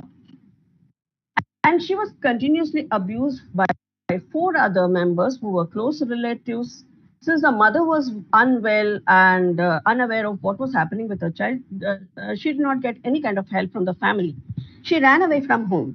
She was found by the police and she was sent to a home, an NGO, where she got complete support from the social workers and the counselors. Since she started showing odd behavior, they started intervening and trying to find out about what was happening in the child's life. Then she spoke about these experiences, these abusive experiences. And she also, then they took her to the village. Then she was able to point out to her house in the village, to the people who abused her in the village. That's when this NGO registered a case under POXO. Another case, POXO, these offenders were arrested and there was special court. And of course, as you all know, that in a special court, only the social worker, the victim, and the lawyers and the judge are allowed. They do not come in contact with the offenders. So this child started attending these court sessions. But during this, since she was intellectually challenged, during those sessions, when she was questioned by the lawyers from the opposite side, she would be confused. She would give irrelevant responses. The responses were never consistent, and she would have a typical behavior of giggling, laughing, or showing faces. And the case never progressed due to that. That is when they allowed the intervention of a special educator who was in continuous contact with this child, who was training this child in a special school. So with the intervention of the special educator, they started going to the court for further sessions. And it was very typical. This experience was shared by the special educator with me. Of course, only for the purpose of this webinar today, not otherwise. We respect the confidentiality of the victim. The child would never know that she's going to the court. She may be coming in contact with offenders, or she may have to answer questions posed by the lawyer. She would enjoy this outing. She looked upon it as an outing away from her home. And she would like it because she knew at the end of the session, the judge would give her something to eat. So she enjoyed going out for these sessions. And in one such session, when she went with the special educator, she came face to face with the offenders, and she tightly held on to the special educator's hand. And when they realized that and asked her, she replied that these are the offenders who abused me. So immediately when the judge was told about it, he took care that from the next session, such a situation never occurred, and the offenders were never brought in the vicinity of the child. And the special educator also shared the experience that when she started intervening in the case as an interpreter, she was given the file of this child and also some list of question answers where the police asked her to teach the child to learn those responses. When she was asked a question, she is supposed to answer with these particular responses, which was very disturbing for the special educator, which an experience which she did not like much. But anyway, when once in the court, the questions asked by the lawyers were sometimes inappropriate in a language that the child never understood. For example, the lawyers asked her the exact day of the offense. Being a special child, and the special educator here intervened, saying that these concepts are very abstract for the child to understand. When she has very limited memory, she has no understanding of day, date, and month. These are very abstract concepts, and the child may not be answer with the correct response. Again, there were responses. There was some words which the child would never understand. So naturally, she would never be able to give a proper response. Again, the special educator intervened in these cases when the terms were difficult for the child to understand. She would intervene and say that the child will not be able to understand this particular word because she has never been exposed to such a word earlier and does not know the meaning of that word. So typically such sessions occurred, and the judges and the lawyers decided that this was extending too much, and since they were not getting a proper response, the required response from the victim, they decided to close the case by punishing the offenders and giving justice to this victim. This child is 17 years old now. As I said, she was abused when she was below the age of 10. How did it affect her? Well, she started doing the same that has happened to her. She became an offender herself. She started abusing children below her age, and she would enjoy this experience. And when she would hurt the person, she would be very thrilled and happy about it. She needed a lot of psychological help, and she would spend hours in the washroom scrubbing herself, washing herself, which is a very typical experience of trying to, run away the abuse or throw away the abuse that she has encountered. And she had no family members to support her because her sister, who was the only person, did not want to take her responsibility, saying that her own husband was a drunkard, and the victim may not be safe in his presence too. Now, due thanks to the intervention of this NGO, the social worker, the counselors in this particular home, who are very sensitive and have given unconditional love to this victim, and thanks to the special educators who were in contact with her, who have been helping her to overcome these experiences, she is now a well-adjusted adult and has overcome the behavior issues that she was facing earlier. Today, she is more loving and a very responsible person. So this is a very an experience that I felt that I must share here with you all, so that we get to understand that what a person goes through when they come across such experiences. So with this, I would like to stop my sharing, and if there are questions, we can always come back later. Thank you.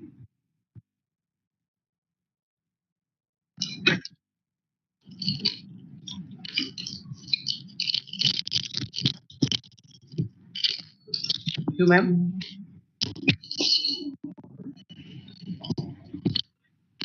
Thank you, ma'am, for your remarkable speech and elaborate discussion. Thank you very much, ma'am. Our next session, I would like to welcome Ms. Kirti Sudha Rajput. She will discussing about psychological intervention for person experiencing sexual abuse. Thank you, ma'am, for joining us and being a part of this program. Madam is a RCI registered rehabilitation professional working in the field of disability since 2012. At present, she is working as a lecturer in rehabilitation psychology in NIPID RC Kolkata. She is MPhil in rehab psychology. She has presented research paper in national and international conference and published her article. She is also attached with government project for children with special need. Her area of interest are psychological assessment, right of PWD, quality of life of PWDs, and policy for PWDs. Madam, we are very happy to have you as a resource person in today's program. Without further delay, I will request Madam to start her session. Over to you, ma'am.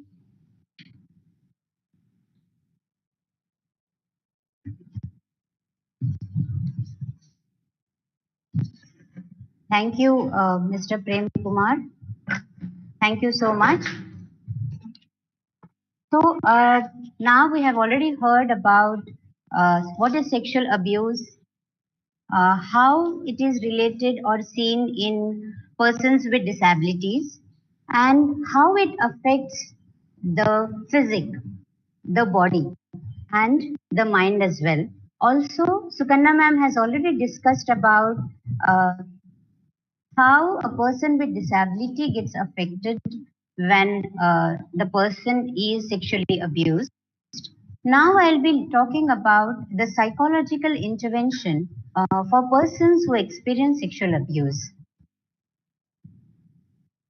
So, just to have a view, what is what are different types of sexual abuse?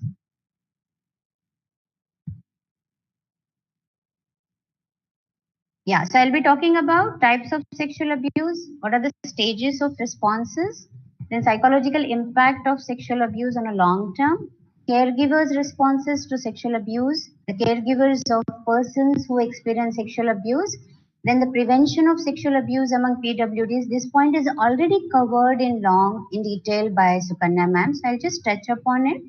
And then the psychological intervention for survivors of sexual abuse and role of various stakeholders.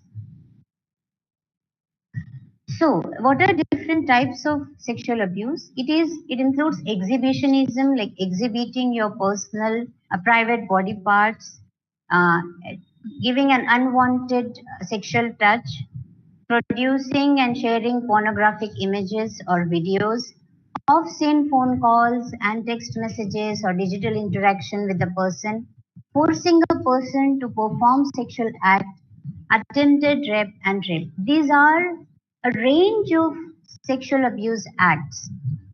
Next, please. Yeah. So there are different responses, the stages of responses, the psychological responses of a person who experience sexual abuse. It starts with the acute stage, then the outward adjustment stage, then the underground stage, reorganization stage, and renormalization stage.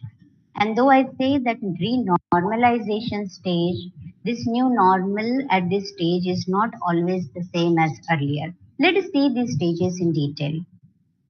So the acute stage. When you might have seen the movie Ma, where Sri Devi is in the leading role, and the daughter in the movie of Miss Sri Devi, she gets raped by her classmates, and she gets hospitalized, and the immediate reaction that the person has and the caregivers has, it all includes like confusion, numbness, crying spells, guilt, shame. At the same time, there is anger, fear, hatred, and there is an obsession of cleanliness. So the person keeps cleaning their body parts, the person keeps cleaning their clothes, and there it also leads to the low self-esteem and sleep disorder. So this is in general I'm talking about. In general, any person, irrespective of whether they have a disability or they don't have a disability, these are the reactions, the immediate reactions that they go through. This is the acute stage. Next is outward adjustment stage, where survivors seem to have resumed their normal lifestyle. They try to show that the things are happening normal, but simultaneously they keep suffering a lot with a profound internal turmoil. So it has 5 kind of coping strategies like minimization. So they are trying to pretend that everything is fine, and or it is a dramatization, like they keep talking about the kind of assault that happens to them, and they cannot really stop talking about the assault. There is also suppression, where people, they refuse to discuss the rape, and explanation is analyzing what happened, like why it must have happened to me. Is it because of my clothes? Is it because something else? So the analyzing what is happening, and flight. They move to a new house, they move to a new city, or they alter their appearance. They suddenly bring changes in their dressing style, changes in their hairstyle. So all these are different coping strategies that people follow as a part of outward adjustment stage. Now, in this, when cases used to be referred to me as a psychologist for counseling, and these cases used to be referred from either court or collector of the institution, collector of the district, I have seen that parents would say, ma'am, because we have been referred here by court, we have come for the session, but please don't talk to our daughter or our son about this event, you know. They won't even call it as a sexual abuse, or they won't even call it as rape. They don't even want to utter the name, and they want to say that, ma'am, The more we talk about it, it will hurt more. So better not to talk about it. And then we need to make them understand that whether we talk about it or not, it has happened and the memories are there in the mind. So even if we don't talk about it, the hurt is going to remain there until and unless we provide some psychological intervention to heal. And so it is very important to work on these coping strategies, which are not always healthy. So the next stage is there are even other responses, like there are flashbacks, there will be insomnia, wakefulness or night terrors, there will be hypervigilance, that even a person is going near house only, still the person will be more vigilant, and even the caregivers will be very vigilant about with whom the person is going. There will be a poor health in general. You can see deterioration, the sleep, diet, food, everything will be deteriorated. There will be anxiety continuously and a sense of helplessness because the thing has happened. So I don't know what to do. Even if it is sexual abuse in the sense of having an unsafe touch, an uncomfortable touch by someone known to you, and you don't know whom to tell, and you don't know how your family members will respond to it, and that leads to the sense of helplessness. So these are the responses not only if a severe kind of sexual abuse like rape happens. It even comes when less severe, but the other sexual abusive acts happen to someone. I don't really want to call it less severe because its intensity still remains with the person who experiences it. But a sense of helplessness is there.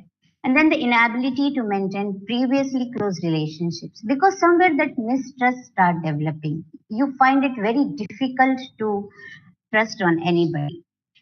There will be dissociations. You will feel like one is not attached to your own body. Then panic attacks will be there, and you'll feel harming yourself. Then, as I said, there will be changes in the lifestyle, that the sense of personal security and safety is damaged. They don't feel more safe they don't feel safe anymore. They feel hesitant to enter into a new relationship. So if someone is facing any kind of sexual abuse, and if someone's in real sense, if someone loves them, they find it very difficult to get into a loving relationship, or even a life, even with a life partner, they find it very difficult to get connected with. And it needs a psychological intervention for them to get healed and to get a healthy adjustment and adaptations in their new relationships.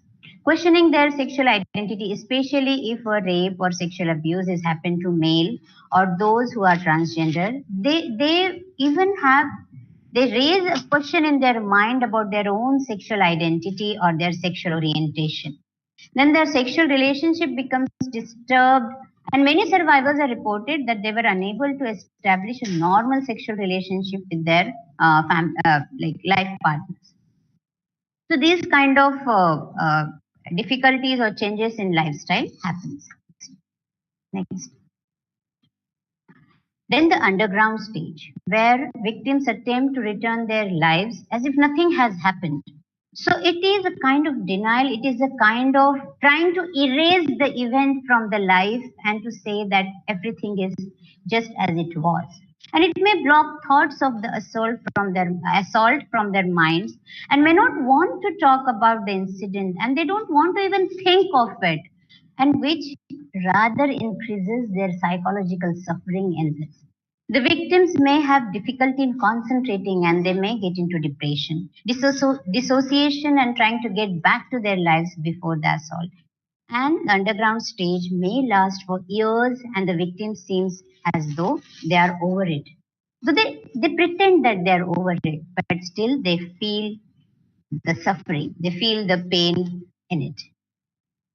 Then the stage is reorganization. They may return to emotional turmoil. So there could be crying spells, there could be feeling low, and all those emotional turmoils will be there.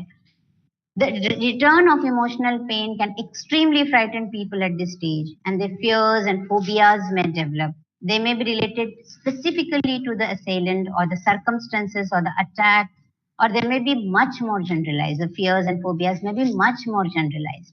Even it could be a fear of closed place. It could be a fear of crowded place. It could be a fear of, phobia of anything. The appetite disturbances, nausea is there, and violent fantasies of revenge may also arise. Renormalization stage, where survivors integrate the sexual assault into their lives so that the rape is no longer the central focus of their lives. The negative feelings such as guilt and shame become resolved, and survivor no longer blame themselves for the attack. So this is a renormalization stage. Next. So, what are the long-term impact of psychological impact of sexual abuse on a person who has experienced sexual abuse? One is rape trauma syndrome. This is the same as the earlier stages that we have seen. Post-traumatic stress disorder, depression, substance abuse disorder, generalized anxiety disorder, obsessive compulsive disorder, eating disorders, and phobias, as I have already mentioned. Next. Now, is the concept of sexual abuse and its psychological impacts the same for persons with disabilities, and especially for persons with intellectual disabilities? So I would like to say one thing, like how the concepts are formed in a person, in a normally or typically developing person. The stages might be same. The stages of the concept formation will be same, but because of the limited mental age, the concept of sexual abuse or concept of love in that case, or the concept of denial or any reactions to the sexual abuse are not necessarily the same as a typically developing adult has. So many times when the cases with intellectual disability and the survivors of sexual abuse, they were referred to us from court, and when we used to ask them, do you know what has happened to you? And then they used to smile. They were not knowing even probably how to react. Sometimes they used to give a very shy look, as if, we are asking them about their intimate relationship. So they were not, sometimes they wouldn't even cry. So when we talk about the psychological intervention for persons with disabilities who are experiencing sexual abuse, at times the first stage is to make them understand what has happened to them and what are its consequences, and to make them understand about their own rights as well. Because their idea, their concept about love, their concept about intimate relationship, their concept about sexual abuse may not be the same. And why it is not same? As I said, yes, the limited mental age could be one reason. The other reason is that do we really treat a person with intellectual disability with respect to their age? I mean, I've seen parents saying that, oh, वो तो अभी छोटा है, उसको क्या पता है? But then we have to keep in mind that their physique is growing as any other adult. So we need to treat them as adults, and then only their concept formation about their sexuality will come to some extent to near what the adults, typically developing adults, think. Now, what kind of responses do we get from the caregivers of persons who experience sexual abuse? It is a denial that no, I mean, she has intellectual disability. She probably won't understand what exactly is happening.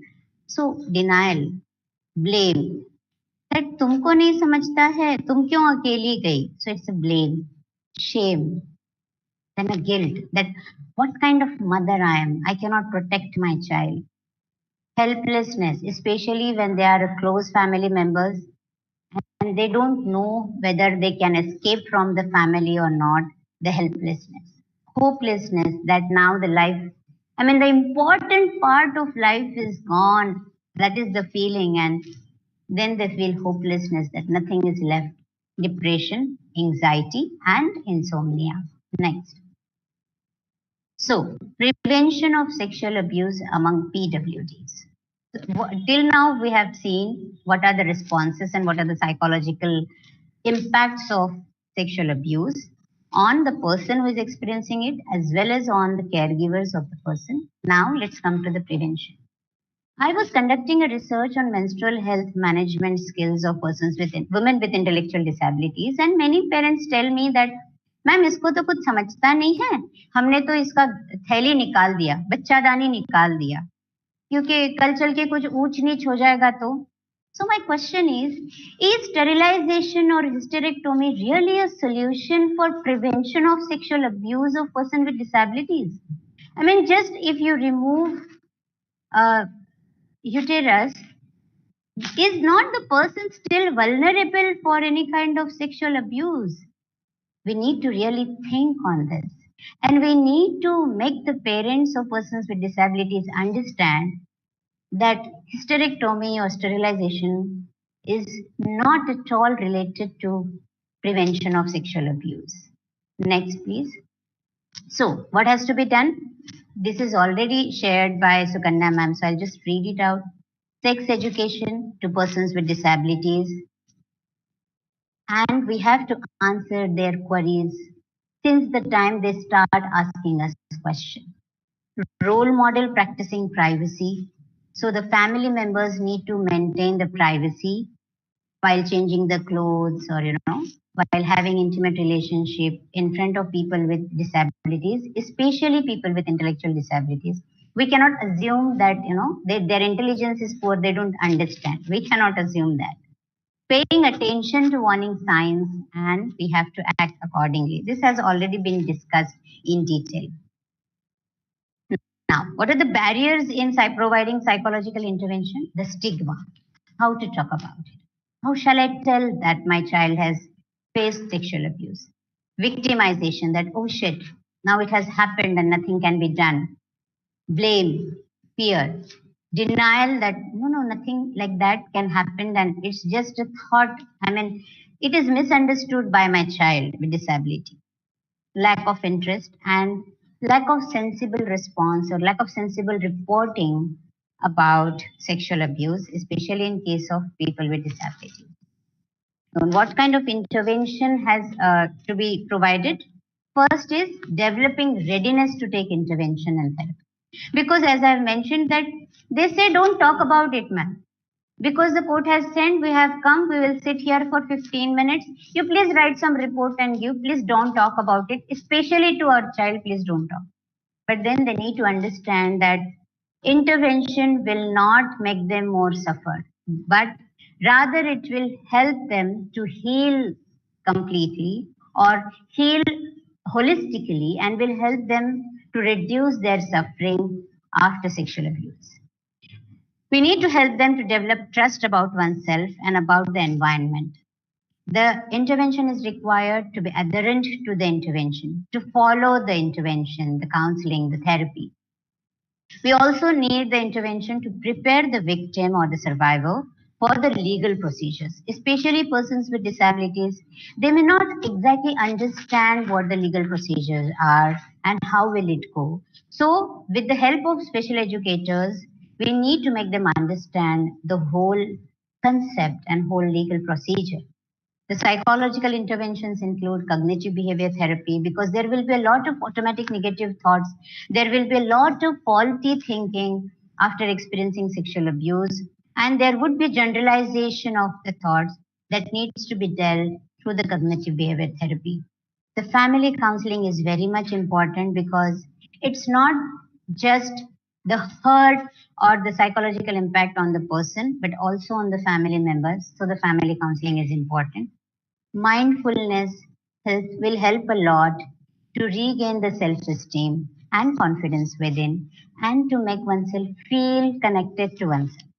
Then the community support is crucial, is very important because it will make the person think that it is not them only and there are many, though it is not right, but they are not alone and the support is there for them.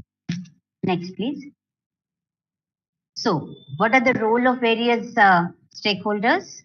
The sexual abuse survivor themselves, they need to share, they need to talk about what they are experiencing. The caregivers, do not take it lightly, take it seriously, give support to your child. The family member of yours with persons with, with disability, provide them support and help them to take further actions. Community members, not to discriminate, but again to provide support. Medical practitioners' role and rehab professionals' role are already discussed by Khushbu ma'am and Sukanya ma'am. Lawyers and police, they do give support. Let us trust them. Let them do their job, and let us help them to understand the little significant points with respect to the disabilities that probably they may not be aware of. So sexual abuse they may know about, but we may need to enlighten them about the significant points related to persons with disabilities.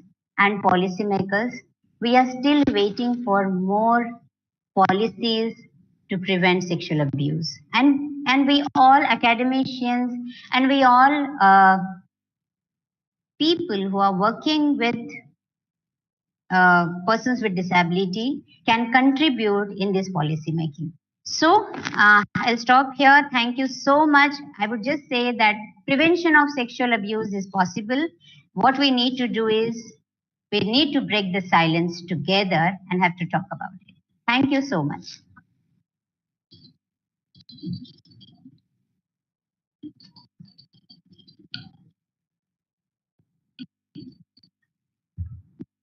Thank you, ma'am, for your valuable suggestion. Over to you, Momita, ma'am.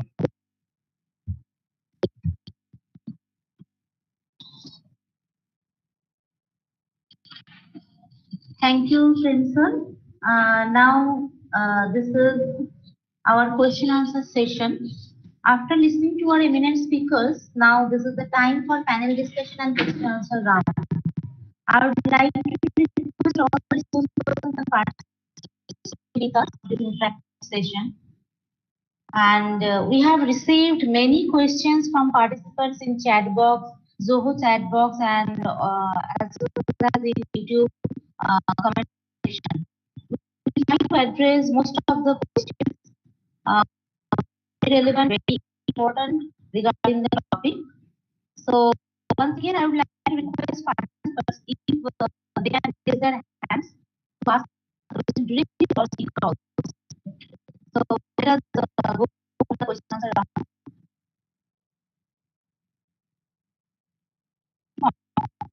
A very relevant and very important question by Piyush Mishra. He has asked that what about adults with intellectual and developmental disabilities living in residential centers? How to check or how to possible sexual abuse happening there? Are there any checks or audits conducted? What is the way ahead? So I would like to request Madam Kirti ma'am to answer this question, or Sukanya ma'am, any one of them, please share their views about this. Sukanya ma'am, would you like to give your views, please, about this?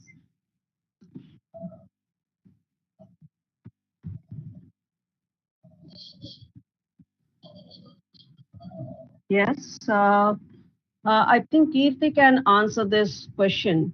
Okay. Can you just repeat the question? There was disturbance in the. I could not hear the question correctly.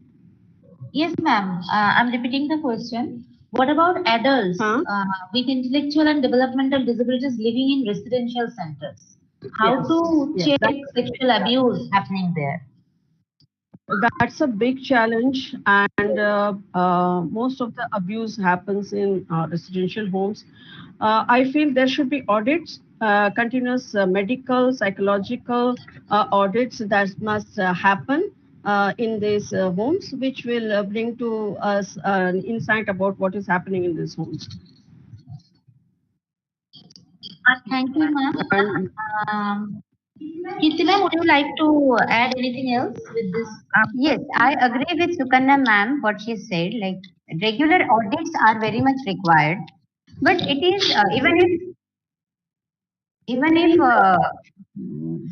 anything like this happening in a house, in a residential setup, uh, other regular caregivers may be aware of the warning signs. So the warning signs has already.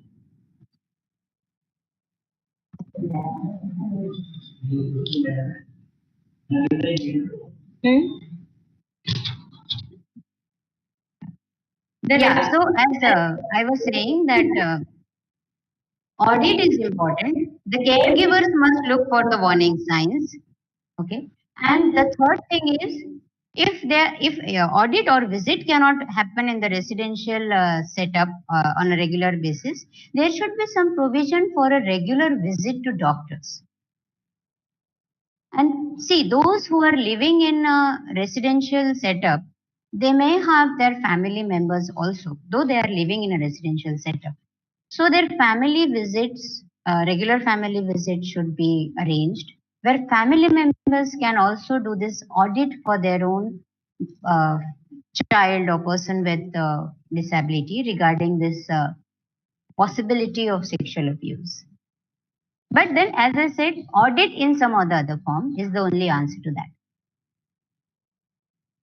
I guess the residential setups, whichever are there, they have to fill the forms and they have to have a protocol set up so that they can open those residential institution, because you cannot just start, okay, I am going to start a residential institution for these people and you are going to get the permission. No, that is not going to happen. You have to have all the criteria fulfilled, and that is going to be checked regularly by the government officials. I know that if there might be lacking in between, but as we have said that how to identify the offenders, it is the same that the caregiver has to be aware about, and they being taking care of them, they are more aware of it. And if there is something like that happening, they might not directly tell, but I guess the institution, some concerned authority might be told about it, because this is a setup where there are the surveys are taking place. These are the setups where people come and they audit, because the policeman comes, there are the NGO are there, so they have to be surveyed and they have to be audited, and there are few people who are authorized for that. So I think it is going on, and because there is, if there is no audit, they are not going to get license for it or renewal of the license for it. Thank you, ma'am. Thank you for this discussion and sharing your views with us. Our next question is for Khushbu ma'am. Someone has asked that what is regression? The terminology, what is regression? Yeah, I have answered that also, but I will tell again. Regression, like if I am at the age of 30 right now, so if something traumatic event has happened to me, I might go back in my behavior age wise. Like I might act as 11-year-old, or I might even go back or even infantile. So the regression is you cannot determine which age back you will go, but your behavior would be less than the age you are actually right now. So that is because of the traumatic event. When the person thinks that I will go to that age where nothing bad was there with me, like everything was good and nothing bad has happened. The regression is that thing when your mental activity or your behavior goes back to the uh, smaller age because of the trauma that you have experienced. Thank you, ma'am. We'll go for the next question. Uh, V. Kamla, she has asked, parents go through social stigma and lot of pain. What kind of support from relatives and society helps them to cope with the incident? Kirti ma'am or Sukanya ma'am, any one of you, please give your views about this. I think the best help that anybody could give is self-help. Let us not expect anything from the society. Let's not expect anything from our relatives. What we need to do is to help ourselves, to understand ourselves and our child better, and to help. What is important for is it is our child's safety. So, if that is important to us, let's not bother about the society. Whatever help we can get from friends who think life likewise, and people who are helping the person or the family, are maybe the right kind of people whom we need to interact with. Yes, I would like to add to that that whether we expect it or not, but if I know someone who is going through this pain, if I know someone's family member has experienced sexual abuse, and if I come to know about it, as a part of the community, I would always provide a support in the sense that yes, what has happened um, is what is no one would like it, and you're also going through a pain, but it is not your fault, and let us go ahead and let us do the best that we can do.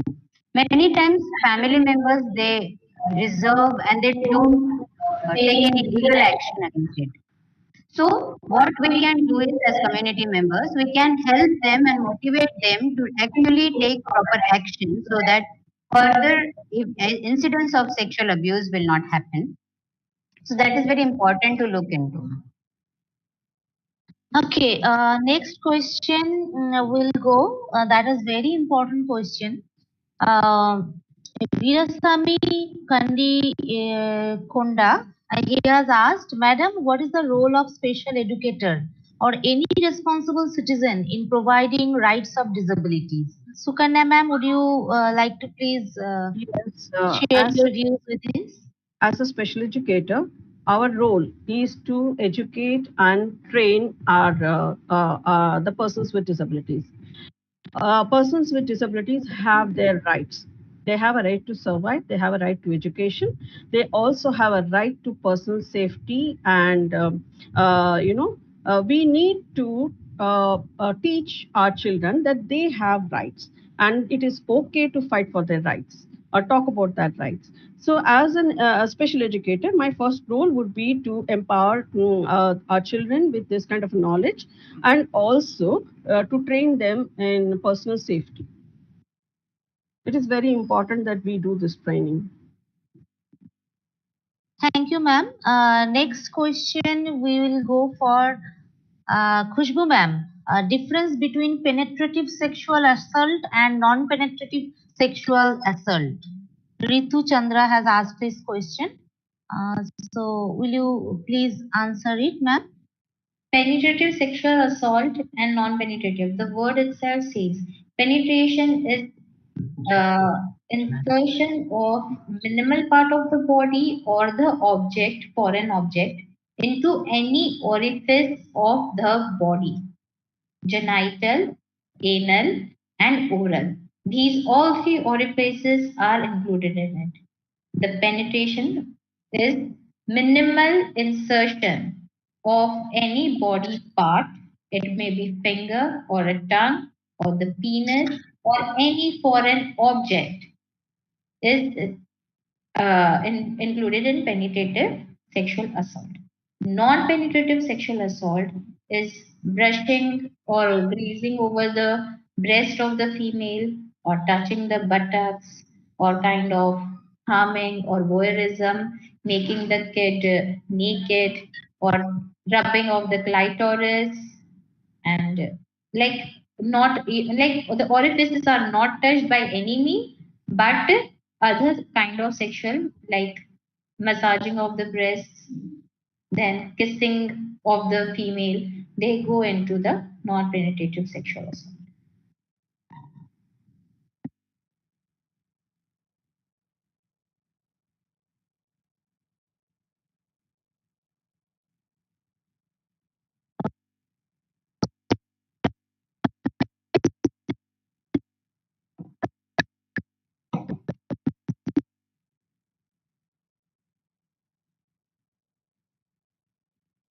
You, ma'am, would like to answer this question? Yeah.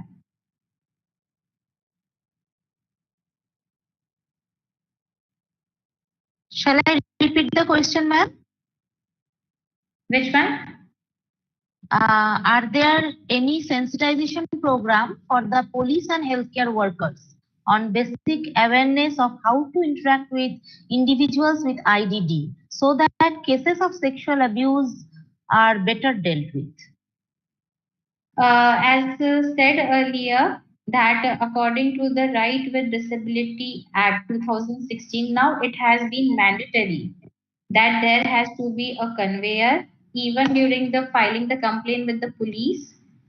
and during the medical legal examination, and even while there is a legal talk between the lawyer and the patient with the intellectual disability, the one who is able to convey those things properly from the victim towards the authority people. Now that has been taken as a mandatory step after POXO. POXO made it mandatory for the child, and then RWD 2016 has made it mandatory for the right with persons with disability. So now there has to be mandatory assistance of the person which is required for the intellectual disability also. Along with this point, I would like to add that the convener, it may include a special educator if the instructions need to be clarified to persons with intellectual disability. If there is a difficult, like there is a problem like hearing impairment and need a sign language interpreter, that is also provided as per this law, and it is provided by the court. And the person who is appointed during filing, during the intervention and filing the report, the same person will not be there during the court trial. So there will be two different personnel, experts, either the sign language interpreter or a special educator will be appointed. And one more thing under Thank RW, you, ma'am. put it that the judicials and the authorities, that is the police, the lawyers, the medical examiners, and the judicial officer who is going to impart justice, they have to go through a certain protocols and guidelines of training, and few people are specially trained for it as per the law of RWD 2016. So there is a training centers, and as you were telling about sensitization, of course, there are a few groups of members of those. They have been selected by the district itself, and they have been undergoing specific training for the same. Thank you, ma'am. Next question would like to ask to Sukanya ma'am. Ma'am, Rinku Ghosh has asked that a girl special child with retardation age 21 always pull down her pant after saw anybody's, and she said it's my habit. I can't control myself. So special educator advised her you can do it in bathroom, but still she does it. What else procedure we can follow? Very true. As we all know, everyone, even persons with disability, may have sexual drive. It's not a very odd thing, but only thing is they need to be taught to do it in privacy, just as the teacher has suggested. We need to teach our children it is okay to have such feelings, but how do we express ourselves is very important. So this can be trained as a part of the curriculum for persons with disabilities. We need to train them as to how they can express themselves in the right way. And if they want to express their sexual urge, there is a way of doing it. They could make use of the washroom, and they could, do it in privacy. This also has to be taught to the children. Thank you, ma'am. Next question is again to you only. What is the right age to teach about the bad touch as a parent to a special child? As I said, as early as possible.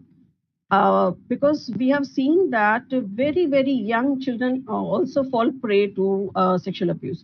So it is very essential for us to teach this at a very early age, in an age appropriate manner, in a way that the child can understand. So if you go through the urban modules, there are modules for the age group of 3 to 7, 8 to 11, and 11 to 13 too. So they are gradually they are made simplified for that particular age group. This helps the child to understand what is good and bad touch. Ma'am, the question, another very related question with this, someone, Jayalakshmi Mahapatra has asked how to aware about sexual abuse to a 7-year-old girl child. That means, is it the right age to talk about this? We don't have to talk about sexual abuse. What we need to talk to a 7-year-old child is what are private body parts, why they should never be touched or exposed, and how the child can protect herself in case somebody does that. this much information is enough. And when somebody does something like this, what are the 3 steps that the child must do? First of all is to say no. Second is to run away from that particular situation or the person.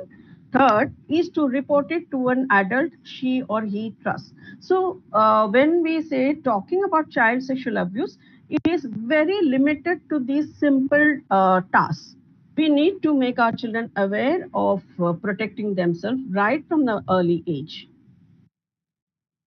Thank you very much, ma'am. Momita ji, Now we are going to take some questions just from. Momita ji, just to add to this, NIPID has already made a video on good touch and bad touch. These are already available on the YouTube channel of NIPID. Uh, that can be seen, like how to tell and all. Those details are already given in that in that video. So the video is available on the YouTube channel of NIPID. And even Sukanya ma'am has also given her suggestions when we prepared those videos. Yeah, for just for the information. Thank you, ma'am. Participants can go to that YouTube channel and can see those videos. Okay, now we are going to take some questions from YouTube live also. We have got so many questions from there. So some are very relevant and important questions which we cannot miss. Though the first question is Anil Kumar Sharma has asked that in many cases children couldn't disclose anything about such incident which they had faced and trapped in different behavioral abnormalities. How can the children be courageous against any ill activity? So, Kirti ma'am would like to answer about this. Actually, more often such cases occur where children fear to talk. Mm, only way to do this is by ensuring to the child that it is never the child's fault and it is okay to talk about to the person the child trusts. And yes, many of the times it is never reported or disclosed. And now, as Kushbu ma'am said, let's increase number of cases in Maharashtra only because of increased awareness and increased sensitization programs. So yes, it is a very, very important aspect. Thank you, ma'am. Second thing to that is okay, people who are experiencing sexual abuse, especially children, many times they are threatened that either their sibling will be hurt or killed or their parents will be killed and something like that. And at that age, they find it very difficult to realize that it may not happen in reality. So with those threatenings, they don't share it with anybody. So it is very important to make them understand that it's not easy to kill anybody just like that, even if someone is threatening, you know. And whatever may be there, if they are not comfortable with anything, they must talk to the trusted and loved ones, like mother, like parents. So that assurance that trust has to be given to them because these threatenings kind of dialogues are very common shared with the children who are being abused. Thank you, ma'am. My next question is to you again only. A mother, Indu Malhotra, has asked, my son complained of sexual abuse at the age of 6 years, and after that, his mental health had deteriorated. At present, he is 20 years. Still, he is not normal. Please help. Kirti, ma'am? Yes, as I have mentioned in my presentation, that the experience of sexual abuse has a short term as well as long term effects. And because many times we don't accept that something like that happened, or even if we accept, we don't know what action to be taken. The healing doesn't happen there. And so they need a they remain with that pain and with that thought for a long time and that ultimately affects their overall personality development. Even if it has happened in the childhood, it is still there and that needs to be taken care of, that needs to be treated. So, if you might have seen movie Dear Zindagi Again, where Alia Bhatt shares with her parents about her experience about the sexual abuse, and that leads to a lot of complications in her life, as shown in the movie. So that is one example you can consider where child sexual abuse has a long-term impact, and that needs to be intervened at some point of life. Otherwise, the unhappy unhealthiness remains there in one's life. Thank you, ma'am, for this beautiful explanation. And with lots of examples, we are getting the answers. The last question for YouTube only. Tufan Kumar Ghosh has asked, it is for Shukarna ma'am, that installing CCTV camera in classroom and in many places in school, will it be helpful for the children to avoid the sexual abuse, or will it be protective for them?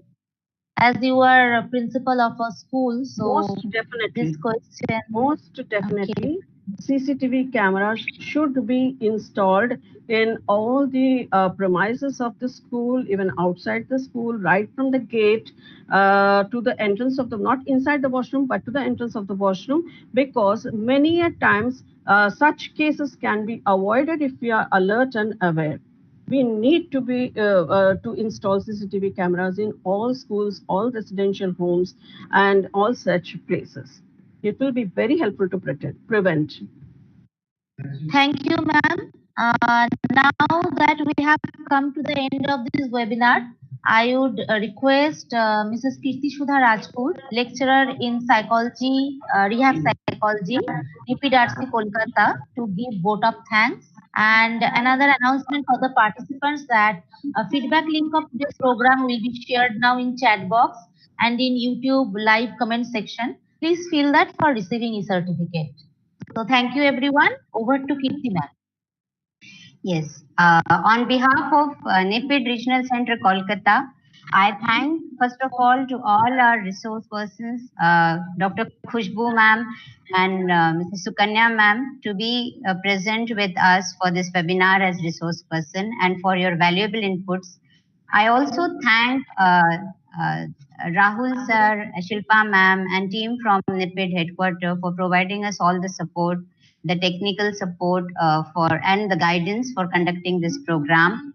And the program, any program cannot be successful without the participants, active participants, because you have been asking a lot of questions and which indicates your active participation. And I'm very, very thankful to all the participants to be with us. I know we have extended with time and I apologize for that, but still you are with us. Thank you so much. You all have made this program successful. Your feedbacks are very, very valuable to us to improve for our next programs. Thank you, one and all. Have a nice time.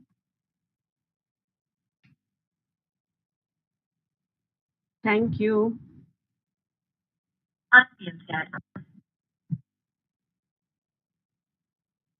Thank you The all. It was feedback link is already shared. yeah. Yes, ma'am. Khushbu ma'am. Yes, ma'am.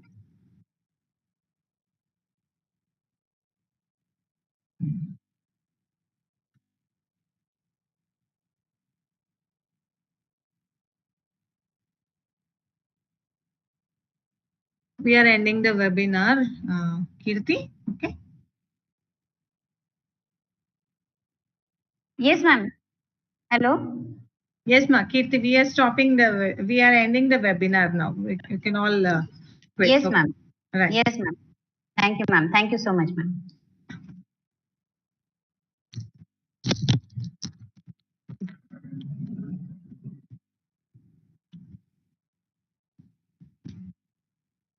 Goodbye.